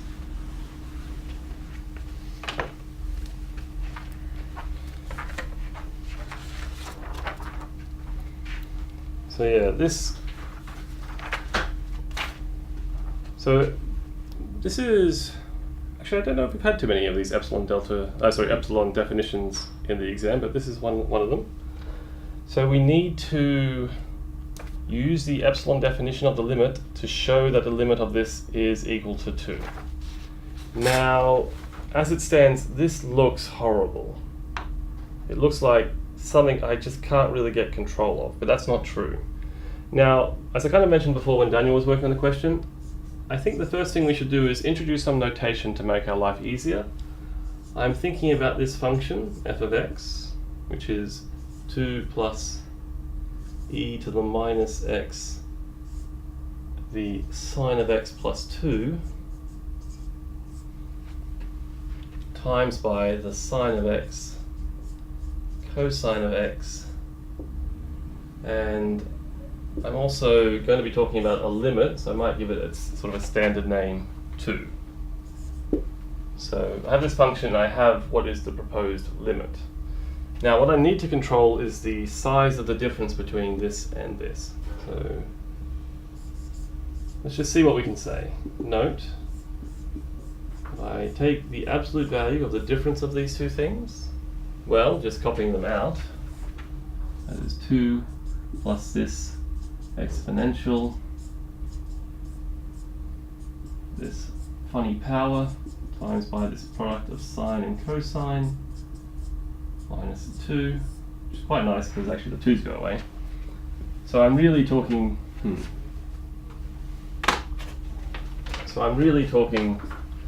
about this exponential with this funny power times by sine of x, cosine of x. Now, as it stands, this is a horribly behaved quantity. Sometimes this thing inside is negative, sometimes it's 0. It's hard to get control over this. But what we can say is, I know that sine itself is never greater than, its size of sine, its size is never greater, the magnitude is never greater than 1, and same for cosine. So I can say that I can't really control this as it stands, but I know something slightly bigger. I know that it will be bounded by this. And I should really give a reason, so I'm just going to say, by the way, how close is this to the edge? Too close? No, wait. Alright, so I'm just going to say, since, well, if you look at the magnitude of cosine of x times the sine of x, I know that is less than or equal to 1. So I know I can put a bound on this. So that's good, because this is much simpler, but We've it's lost not... the less than or equal to 1. Ah. Yeah. Let's do that. I was afraid of that. So this is less than this. It's not too hard to give a reason for why that's true. And next part, well, again, this thing up here is really causing me trouble, because it would be nicer if that was just a constant. So looking at this, well, the largest this is going to be when this number here is the closest to 0, the most negative. So it's going to be bounded by the absolute value of e to the minus x.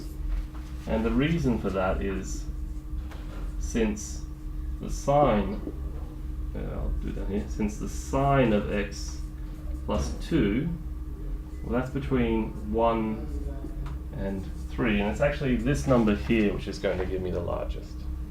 So this is good, because this function is very well behaved. It's a monotonically decreasing function, strictly decreasing function. And what I really would love is, I would love for this thing to be bounded by an epsilon value. All right. So I might just say, since this is monotonically decreasing, so let's say that hence, if x is greater than some n value, this is just actually, because this is monotonically decreasing, I'm just restating that. then this thing I'm looking at, it's going to be less than or equal to this by proof here, and that is strictly less than, well, e to the minus m, because that's positive anyway. So actually this is a positive quantity, so I can get rid of that. So this doesn't actually require any special knowledge. It's just saying this is a monotonically decreasing quantity. So if x is greater than some m value, this, which I know is bounded by that, is bounded by something nice. So I can use this. All right. So really, this is all the statement I need. All the thing leading up to there I can get rid of. Any comment about that? I have my own way of doing these questions, so maybe I'll have a crack at this once you're done. But it's all correct. Yeah. I mean, when I first worked through this is actually the way I went through. I need to control the difference. I'm going to push through until I get something I can control nicely.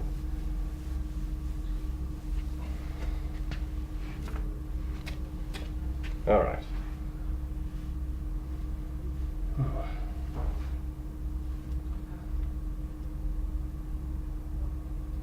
Now, the next part, I'm not quite up to, I know this is something where Daniel's method would be quite helpful, but I can't seem to work that out. So I'm just going to find this value which gives me the correct epsilon. So given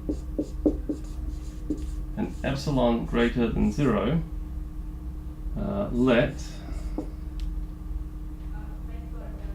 I'm going to let m equal to minus the log of epsilon, which I worked out on a piece of paper earlier. So if x is greater than m, then, well, we get this difference is going to be less than or equal to e, well, it's actually going to be strictly less than e to the m by this statement, which is just e to the log epsilon equal to epsilon. So this proves what the limit is.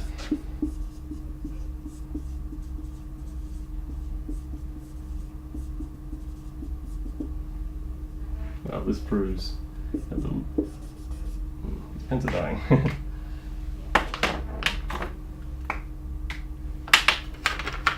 So it proves that the limit as x tends to infinity, f of x equals 2 using the epsilon definition.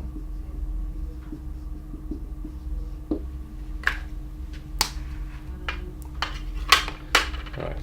Cool. I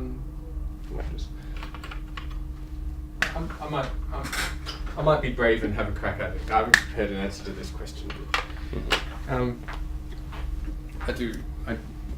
think everyone's got their own pet way of doing the epsilon m questions. Well, I think when I looked at this, the only way I could do it was first turn the question into something I can actually answer, because most of the other questions we look at, you would actually start with this as your function, but we're not given that luxury. So my first thing is turn it into a question I can do. I would have actually done your other method here, but I'm not really an expert on that. So I'm not even sure it'll work out, but I'm just going to be brave and have a go.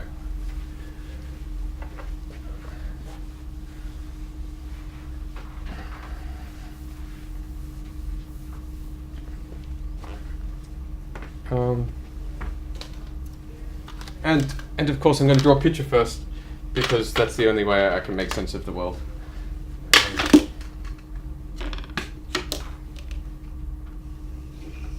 Try and figure out what's happening with this thing. So let's say that's 2 here. This can be the line. This can be y equals 2, and this can be the x-axis, and this can be the y-axis. And what's the function we've got here? So it's obviously going to 2, but the question is a bit more sophisticated than that. You've got this e to the negative x times sine of x plus 2. And that's going to, and times the sine and cos, which I'm not too fussed about. The e to the negative x, though, that's going to be e to the negative 3, so that's going to be at most e to the negative x. When sine is positive 1, this is negative 3x, and when sine is negative 1, this is e to the x. Yeah, so it's going to, if I draw in a 2 plus e to the negative x, it's going to look like this.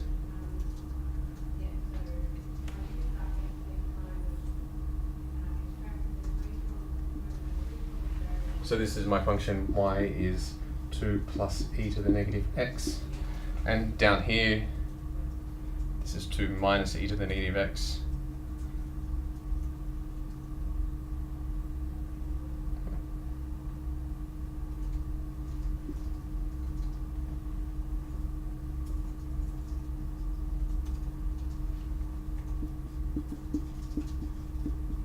And the function I know is somewhere in here, but I have to use the damn it.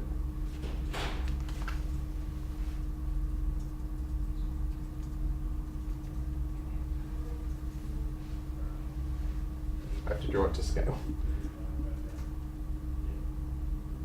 There. Better. Okay, so I know my function is somewhere in here doing crazy stuff, going in between these things, but somewhere in between. Now, I'm tempted to use the pinching theorem, but the question says use epsilon m, so that's what I have to do. So all the epsilon m questions are the same. For any epsilon greater than 0, if x is greater than something,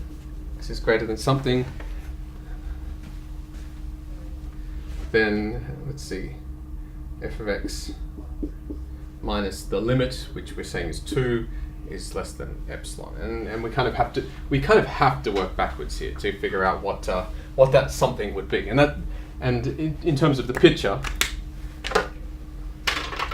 you've got some epsilon, and the epsilons make a sausage around your limit. So here's that's 2.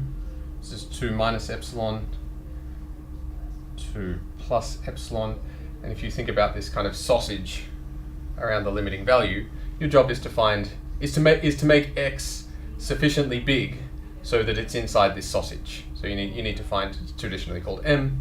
You need to just find the m that makes the function in the sausage. So let's try and make this happen simply by making x big. That's our task. What is this function? Of course, the function is beastly.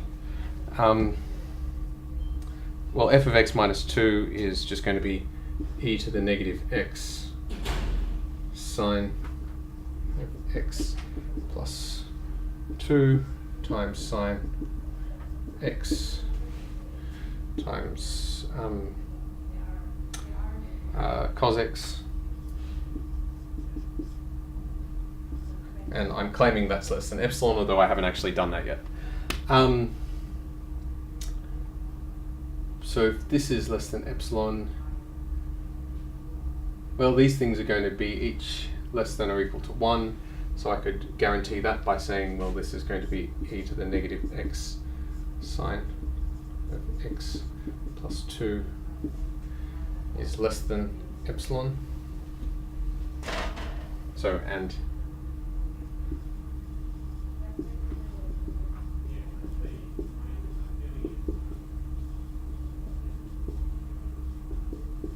so since that's less than or equal to epsilon, which I'm just boldly assuming at this stage, I haven't proven it, but that's also less than or equal to 1, and that's also less than or equal to 1, then I can just combine all those things and get that.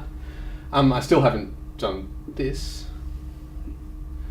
Let's see what I can do here. I need to make that less than epsilon. Well, this is going to be less than e to the negative x. Yeah.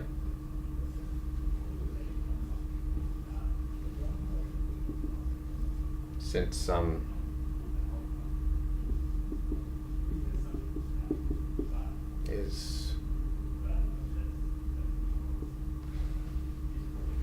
whatever this exponent here is, it's going to be at worst this.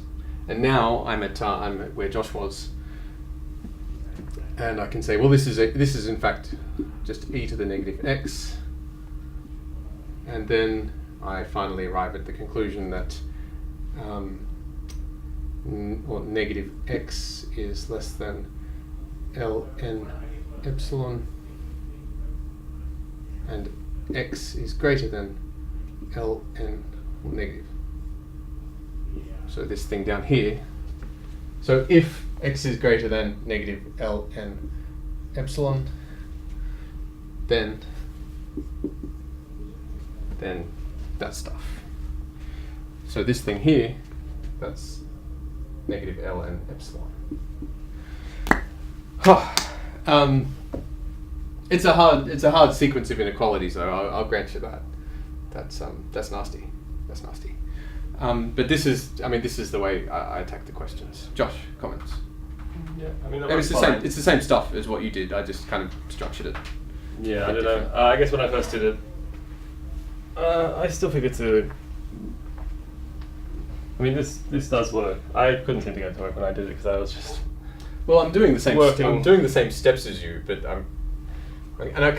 all I know is where I want to land, and I just kind of I just structure it by going backwards. So what I like about my own method is you can essentially get a new question to answer. So the work I did at the front was just to say, I can answer this question by answering a simpler question, and then I go away and attack the simpler question. So I think that's a nice technique in mathematics, is to realize you can actually turn, especially with calculus, a lot of problems you can turn into new problems. This would also fine. I think it does read correctly, does it? So that's just true by definition, and then the rest just follows. So it is true. But, well, each to their own. Okay, so I think... Next question. Is this the next question? No, we haven't. I don't think we selected that one. Right, so I think the next questions are all from 1141.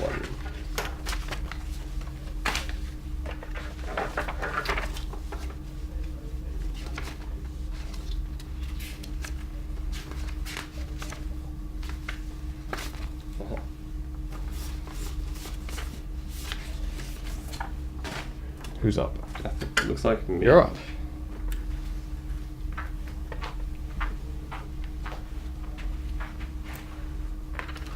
Alright, so we soon on screen will have a function here, z, and z is actually defined in terms of a determinant. And we're told to show that pz is a polynomial and factorize it. Now, my standard way for trying to find these determinants is to do some row reduction to simplify it. So what do we have? Well, pz is just, I'll copy down what it says in the question. It says that we're looking for the determinant of this matrix.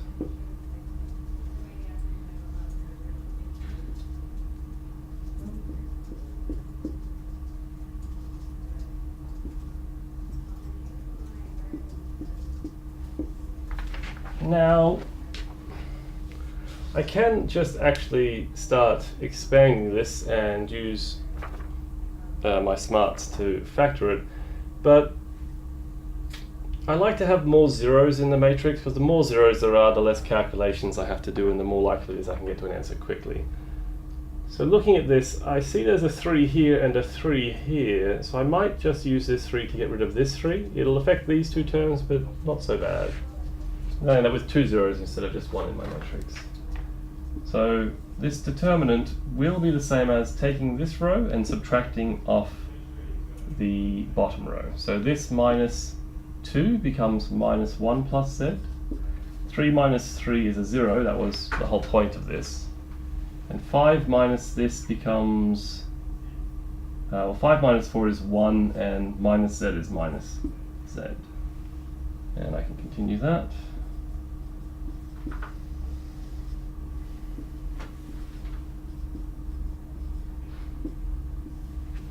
So that is the same. I guess I could write down the row operation I just did. It was row 1, making it row 1 minus row 3. That doesn't change the determinant. And looking at this, actually I like this.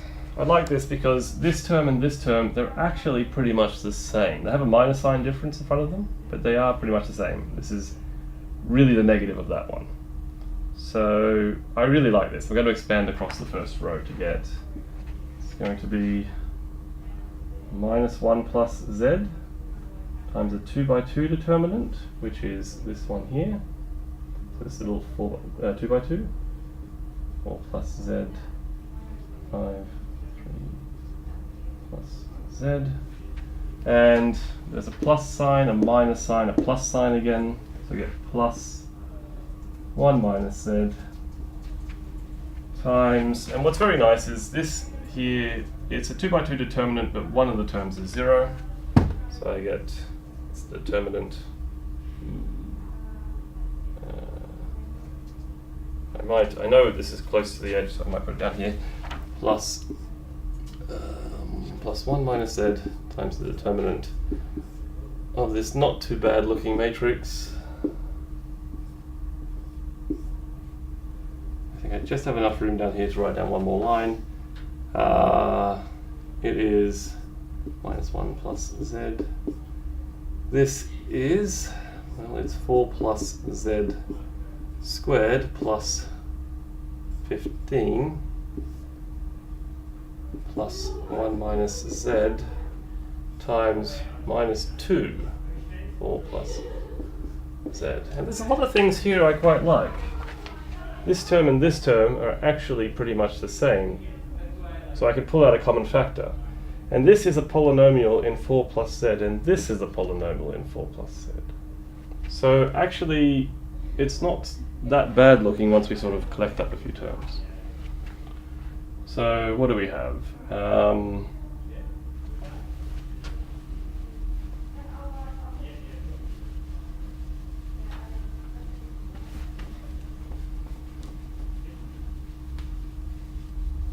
Josh, that determinant, the 2 by 2 one is minus 15. 4z squared also. Yes, thank 15. You. Yep. Yep. Minus, so minus that. And this one is, yeah, they've got a sign right in that one, I think. Yeah, the chat figured it out. Thanks. So I'm going to rewrite this first term, just swap the order to z minus 1. Minus 1 plus z, z minus 1 is the same thing. You have 4 plus z squared minus 15. And if you look at this, well, this is really just that term there with a minus sign. I already have a minus sign loaded up. So I do just get plus twice 4 plus z. Now, what I like about this is as a polynomial in 4 plus z, I already see the factors. Because in my head, I can see this polynomial. I see, oh wait, I can't see that. I see the polynomial x squared plus 2x minus 15, and I happen to know, because the factors of 15 are 3 and 5, that this can be written as x plus 5, x minus 3, which works perfectly. So I do just end up with, this is z minus 1. Now it's not really x, it is 4 plus z plus 5 and 4 plus z minus 3, which is z minus 1, z plus 9, z plus 1. And to be honest, that was really just lucky that I did that first row operation. I ended up with this polynomial in 4 plus z. If I hadn't have been that lucky, I probably wouldn't have been able to factor this, to be honest. So this is the polynomial, it is a polynomial, and this is the factorization, which is nice because it actually has integer roots. Now, and I should remind you, this is a 1141 question, so this is why it may look a lot harder than the other stuff we've been working on. We need to show that this system of non-linear equations has at most free solutions, and it has something to do with what I just did. So what I do need is, I do need this PZ, so I'm just going to store it away on the top of the board.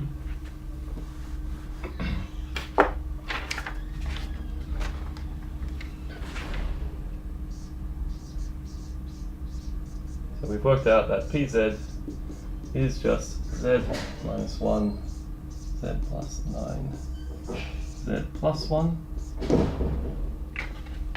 And there's a link between this determinant and the question being asked.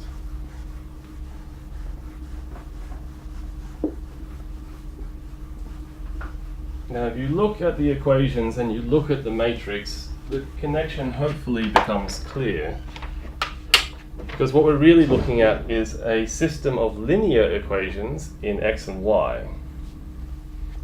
So for part B, we have the system of linear equations, and it's linear in x and y, given by, well, it's given by 1 plus z times x plus 3y equals 5,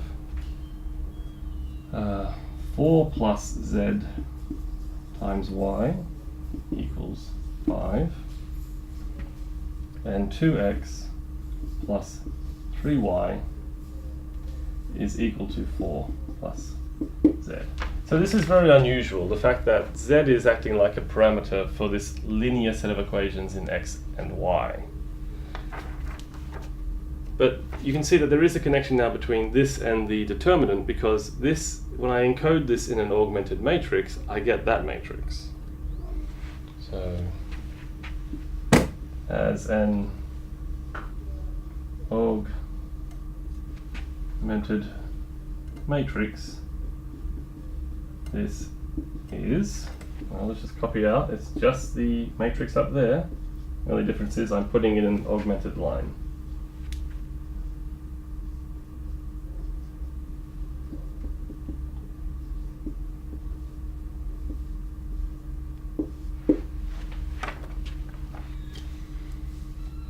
So there's a connection between the determinant of this being 0 and solutions.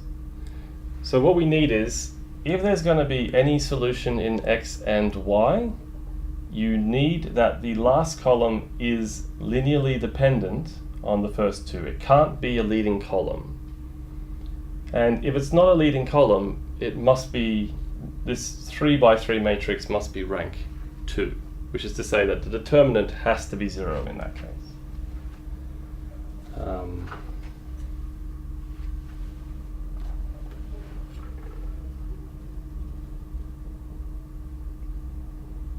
Any comments before I rub this out?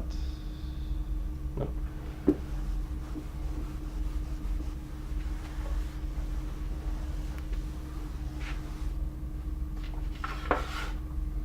So if PZ is not equal to 0, the third column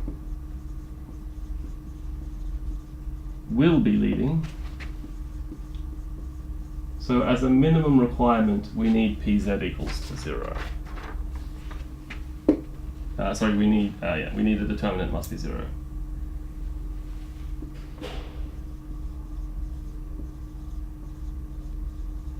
So we need PZ equal to 0 for any solution to exist.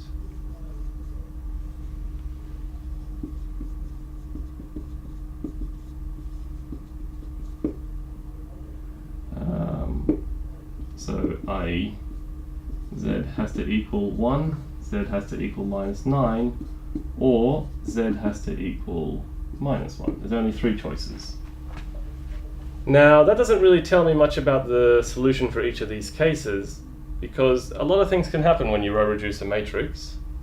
It could be that we have infinitely many solutions. It could be that there's no solution. This doesn't guarantee that this is actually working, it just guarantees it has a chance. Now, I can see a way to argue about the first 2 columns. I think what I want to do is just do a case-by-case thing. So just say, in each case, I want to look at what the solution looks like. It is, to me, the simplest way to do this. Just look at each case and work out what's going on. So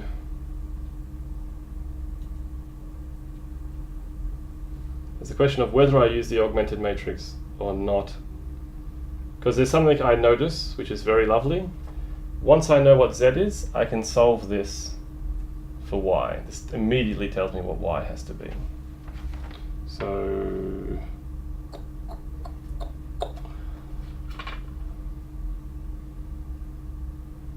yeah, I think I'll just do it case by case. So if in case 1 z equals 1, then, well, let's just look at the entire augmented matrix.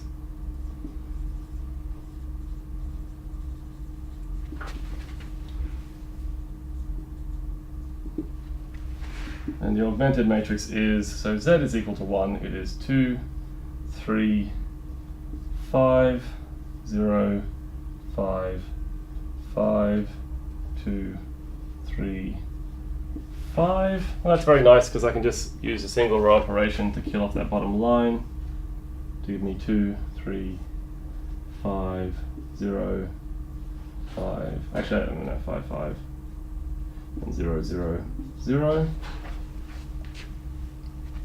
And I can solve this by back substitution. I'm kind of limited on space, so I'm going to be quite naughty and just write down what the solution is. So here I can see that this implies y equals 1 and x is equal to 1 as well. So if z equals 1, there's only a unique solution for x and y, and so that actually.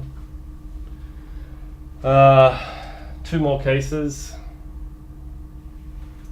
I guess I can rub this out. It is in the question.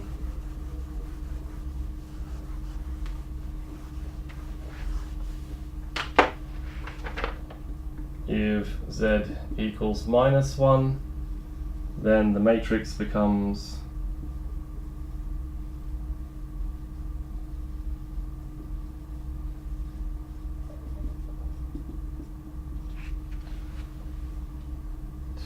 no wait, it's not. It is 0, 3, 5, 0, 3, 5, and 2, 3, 3.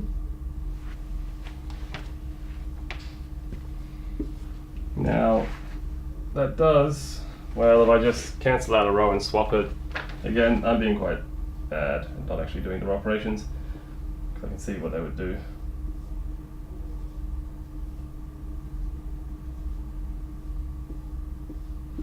It's the same.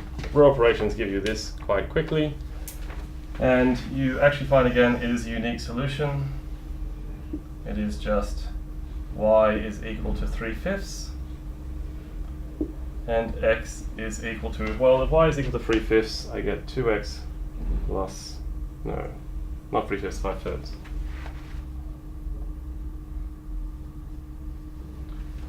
So I get 2x plus 5 is equal to 3, and x equals to -1. So you end up with x equals -1. So again, a unique solution in that case. And final case, x is equal to z is equal to -9.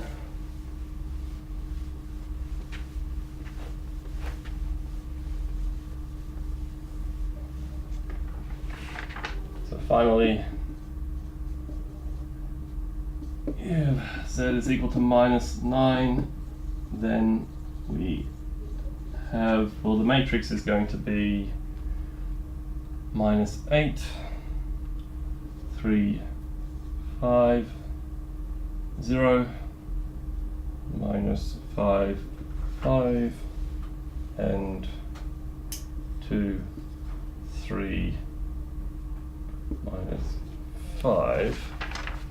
Now, to me, it's not very clear that these do actually have a solution, so I will have to do this one carefully.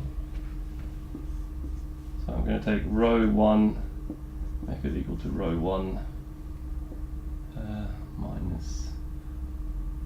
plus 4 times row 3. So that would give me, well, that gets rid of the 8, that's the design, get rid of 8. I'm going to add on 12 to get 15, and I'm going to add on minus 20 to get minus 15.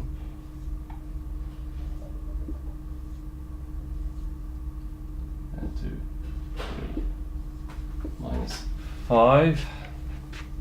So, I mean, anyway, in this case I can just show it will become, once you reduce it, 2, 3, 0, minus 5, 5, 0, 0, 0, and a minus 5. And you can work out the solution to that, but it's quite clear it does have a unique solution.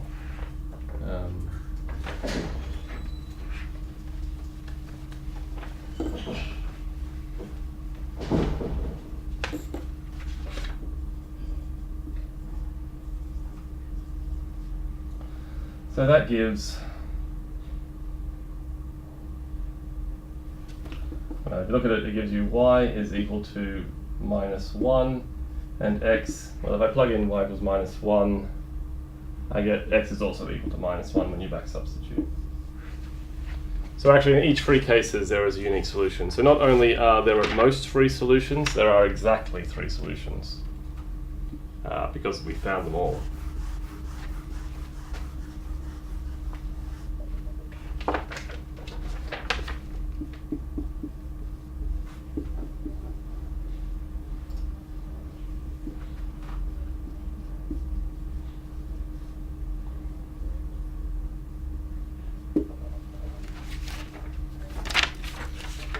So that is, I think, the fail-safe way. Just push through all the cases, and at some point you can conclude either there is a unique solution or no solution. There is actually a different way. Do you have any comments before I mention this slightly different way? No, I'm still wrapping my head around the next question. Okay. So I might just take the time to say, this, what I did is, it works. You just push through all 3 possible cases and you find the solution in all 3 possible cases. There is a very clever way to make an argument, but it might be so clever that it's unintelligible. But we'll give it a go anyway. So I might go back to the following. Because it did say show there are at most 3 solutions. We don't need to find the solutions. It doesn't say give us the solutions. So we were at one stage we were at the following point. We need z equals 1, z equals minus 1, or z equals minus 9 for the 3 columns in the matrix to be linearly dependent. They need to be linearly dependent, otherwise the last one's always leading.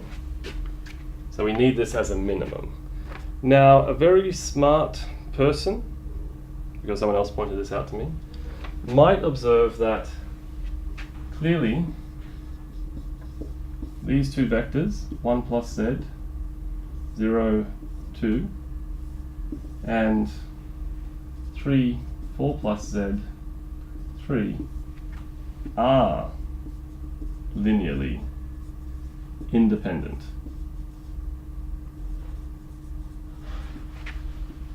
And they're clearly linearly independent because 4 plus z does not equal 0. And why doesn't 4 plus z equal to 0? Because these numbers don't give you that. So this is clearly 2 linearly independent columns. What that means is that the final column is always linearly dependent on those 2. So there's always a solution. And because they're linearly independent, it's unique. So you could make this argument, hence the column 5, 5, 4 plus z will be a unique linear combination of these two.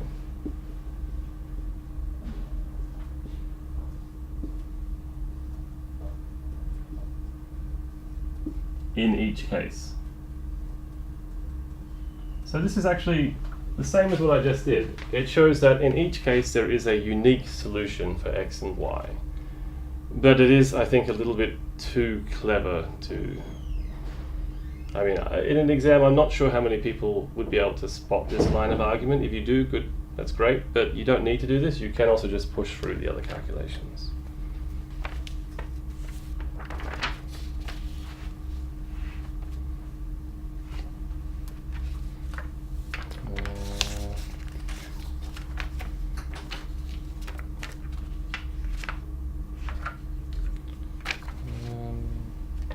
So was there one more problem we were going to go over, or?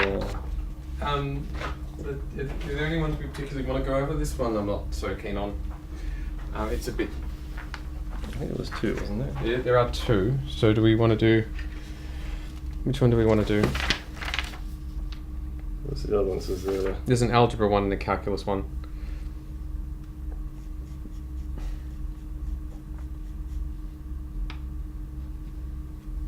I don't mind. I'm not really happy with this one, actually. Let's do the calculus one. I'm just going to wing it. I don't actually have... I don't actually know what the answer is to this one. But I'm just going to try it anyway.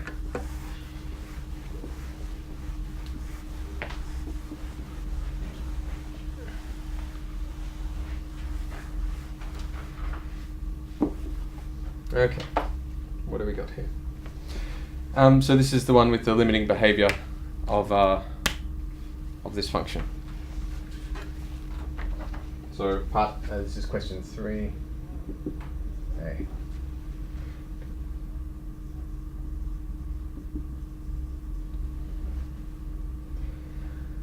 Lim as x goes to infinity of natural log of x over x to the a,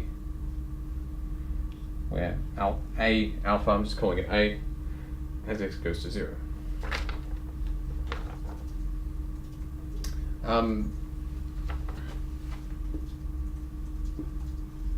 Now the thing is that I know the property about log that you need to know to answer this question is that log grows slower than everything else, and we can do this one fairly easily because this is just going to be a L'Hopital's question. Because a is greater than 0, we know as x gets large, this gets large, and as x gets large, this gets large, and we can differentiate them. So, since ln of x goes to infinity and x to the alpha goes to infinity as x goes to infinity,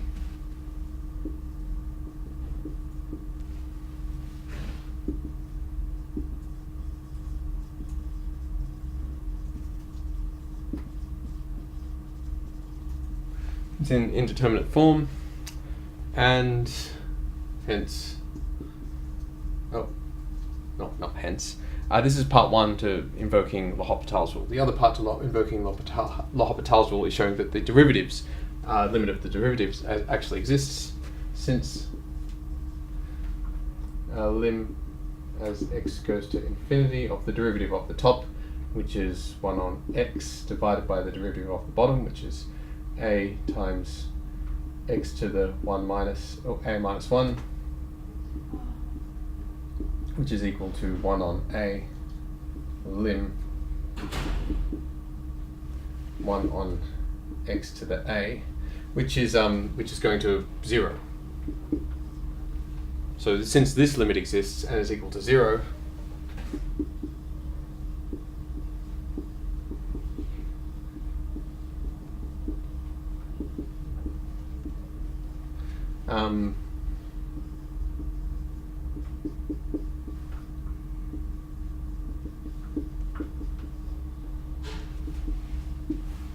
hence this by L'Hopital's rule, this is 0.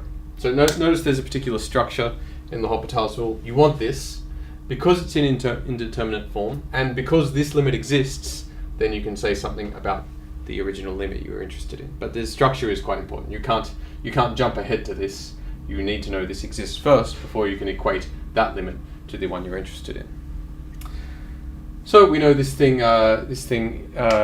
is 0, and hence for sufficiently large x. Well, we can just say it's hence for sufficiently large, or as x gets large, this thing is less than that thing.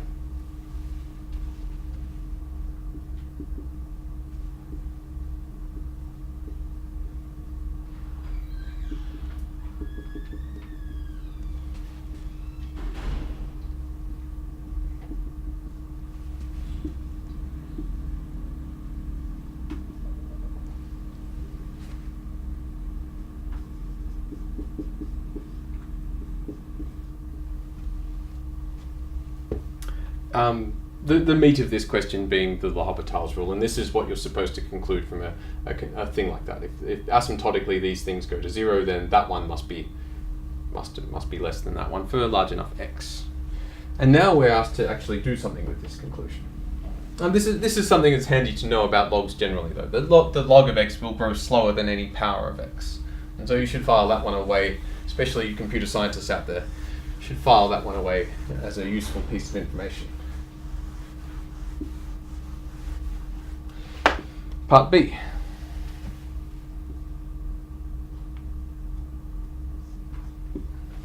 We're asked to say if which end does the improper integral converge.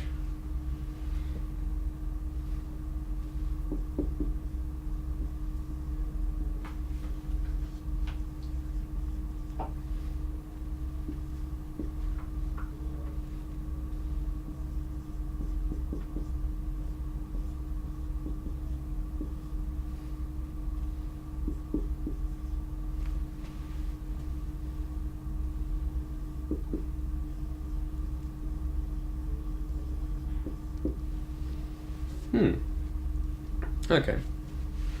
So, and we know something about x, ln x over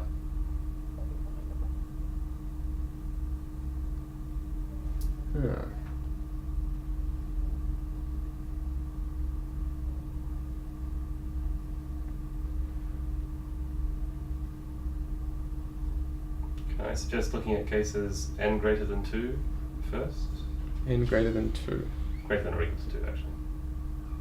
Okay. If n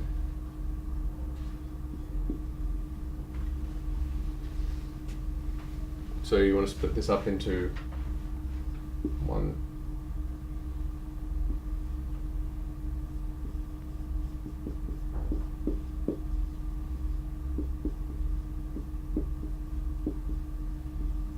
Is that what you're thinking? No, I'm thinking log grows very slowly.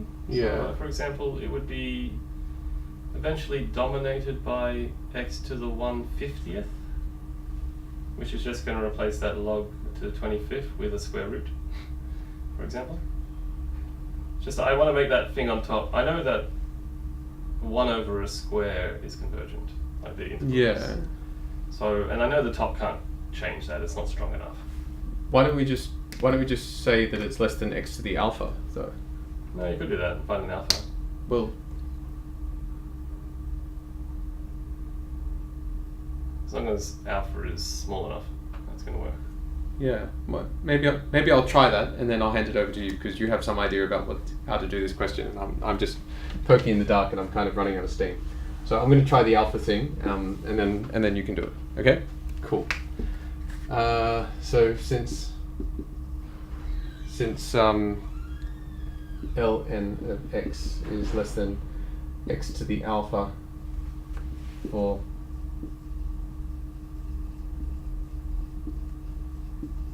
so at some point, let's call it b.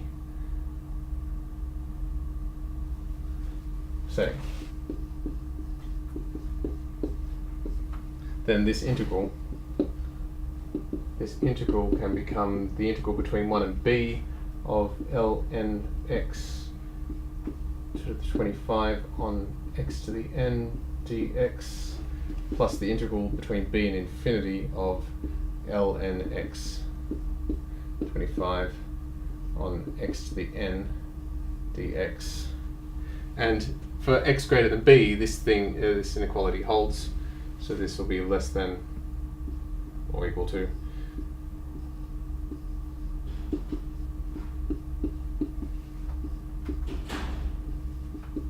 plus b to the infinity of x to the alpha to the times 25 over x to the n dx, which I can simplify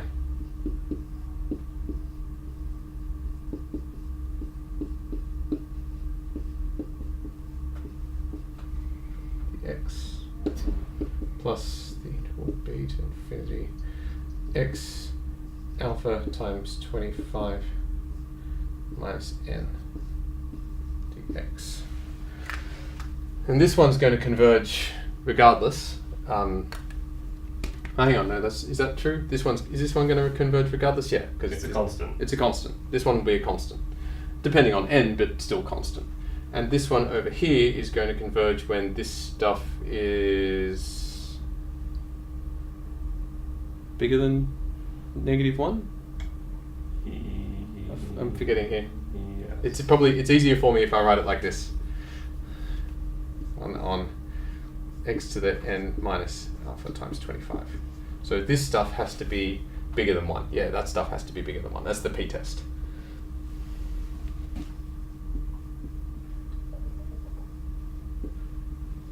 When n minus 25 alpha is bigger than 1.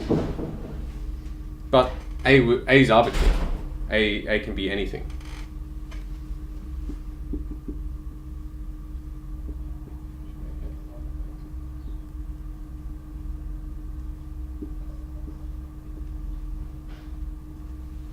I don't know. I'm not confident about this though. I don't think I like this answer. Now that I've got it down, because if I grow alpha.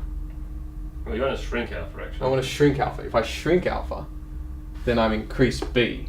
And do I increase b faster? Do I increase b too fast? I'm starting to think that maybe this is not a good answer. Because every time, I'm pretending like I can just make A anything, but every time I make A something, this changes. Yes. Well, if n is greater than 2, that's not an issue. If n is greater than 2, your turn, Josh. So I'm not happy with maybe my... I should have pointed out, n equals 1 is trivial. Yep. Because you can integrate. Mm-hmm. You're up. I don't like my answer anymore. Your answer is good. Your turn. So, yeah, there are... Sometimes I find helpful for these sort of questions is log is a funny thing. It grows so slowly. Sometimes mentally it's good to think of it as a constant. That's not true, but mentally it can be helpful to spot what you think should happen. But that's not going to prove anything. It's just I'm looking at this and I'm thinking, okay, if that was a constant, well, 1 over x, I know that's a divergent integral, but then there's this log here, forget about that. But 1 over a square, that's definitely convergent, and this I don't think is going to be strong enough to kill it. So I think from squares onwards, n greater than or equal to 2, I don't think there's an issue. And I might just point out, was there an index on this? There wasn't. Let's call it I subscript n, just to talk about each case. First thing I want to do is just mention that actually the case when n is equal to 1 is trivial. Maybe just state it as being trivial because we're well over time. Well, it wouldn't take very long, just I1.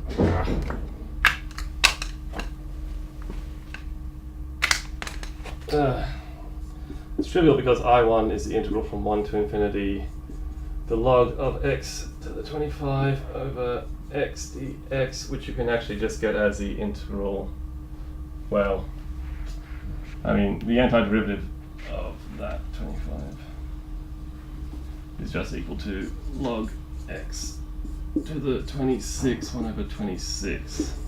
And that's divergent as x tends to infinity.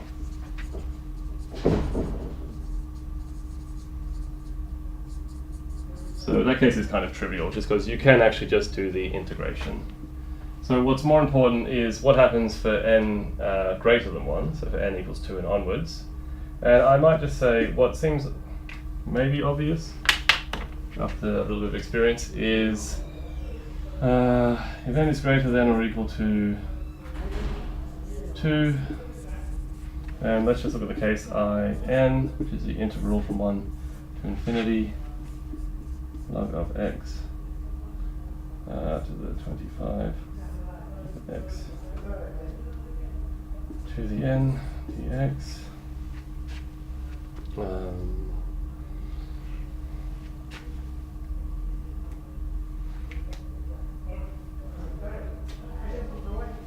Well, let's do it this way. I'm going to argue that this is going to be less than, well, it's less than any positive power of x, so I'm going to make it less than x to the 1 over 50, to the 25 over x to the n, just because that is equal to 1 over x to the n minus a half, and this is n minus a half is always going to be greater than 1.5, I think, because n is greater than 2. Yeah. And since n is greater than 1.5, this is just the p-test. The p-test says that this converges.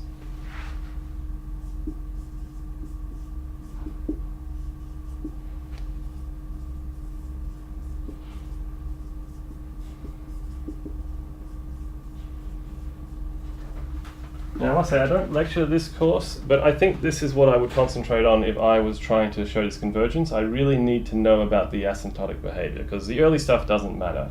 What really matters is for x large enough. And to make sure I'm making that clearly, I should actually add that. Then for x large enough, some constant,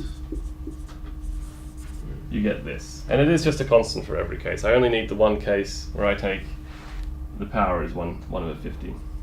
So that's how I would answer this question, at least. And between 1 and 2, you can use my method. Between 1 and 2.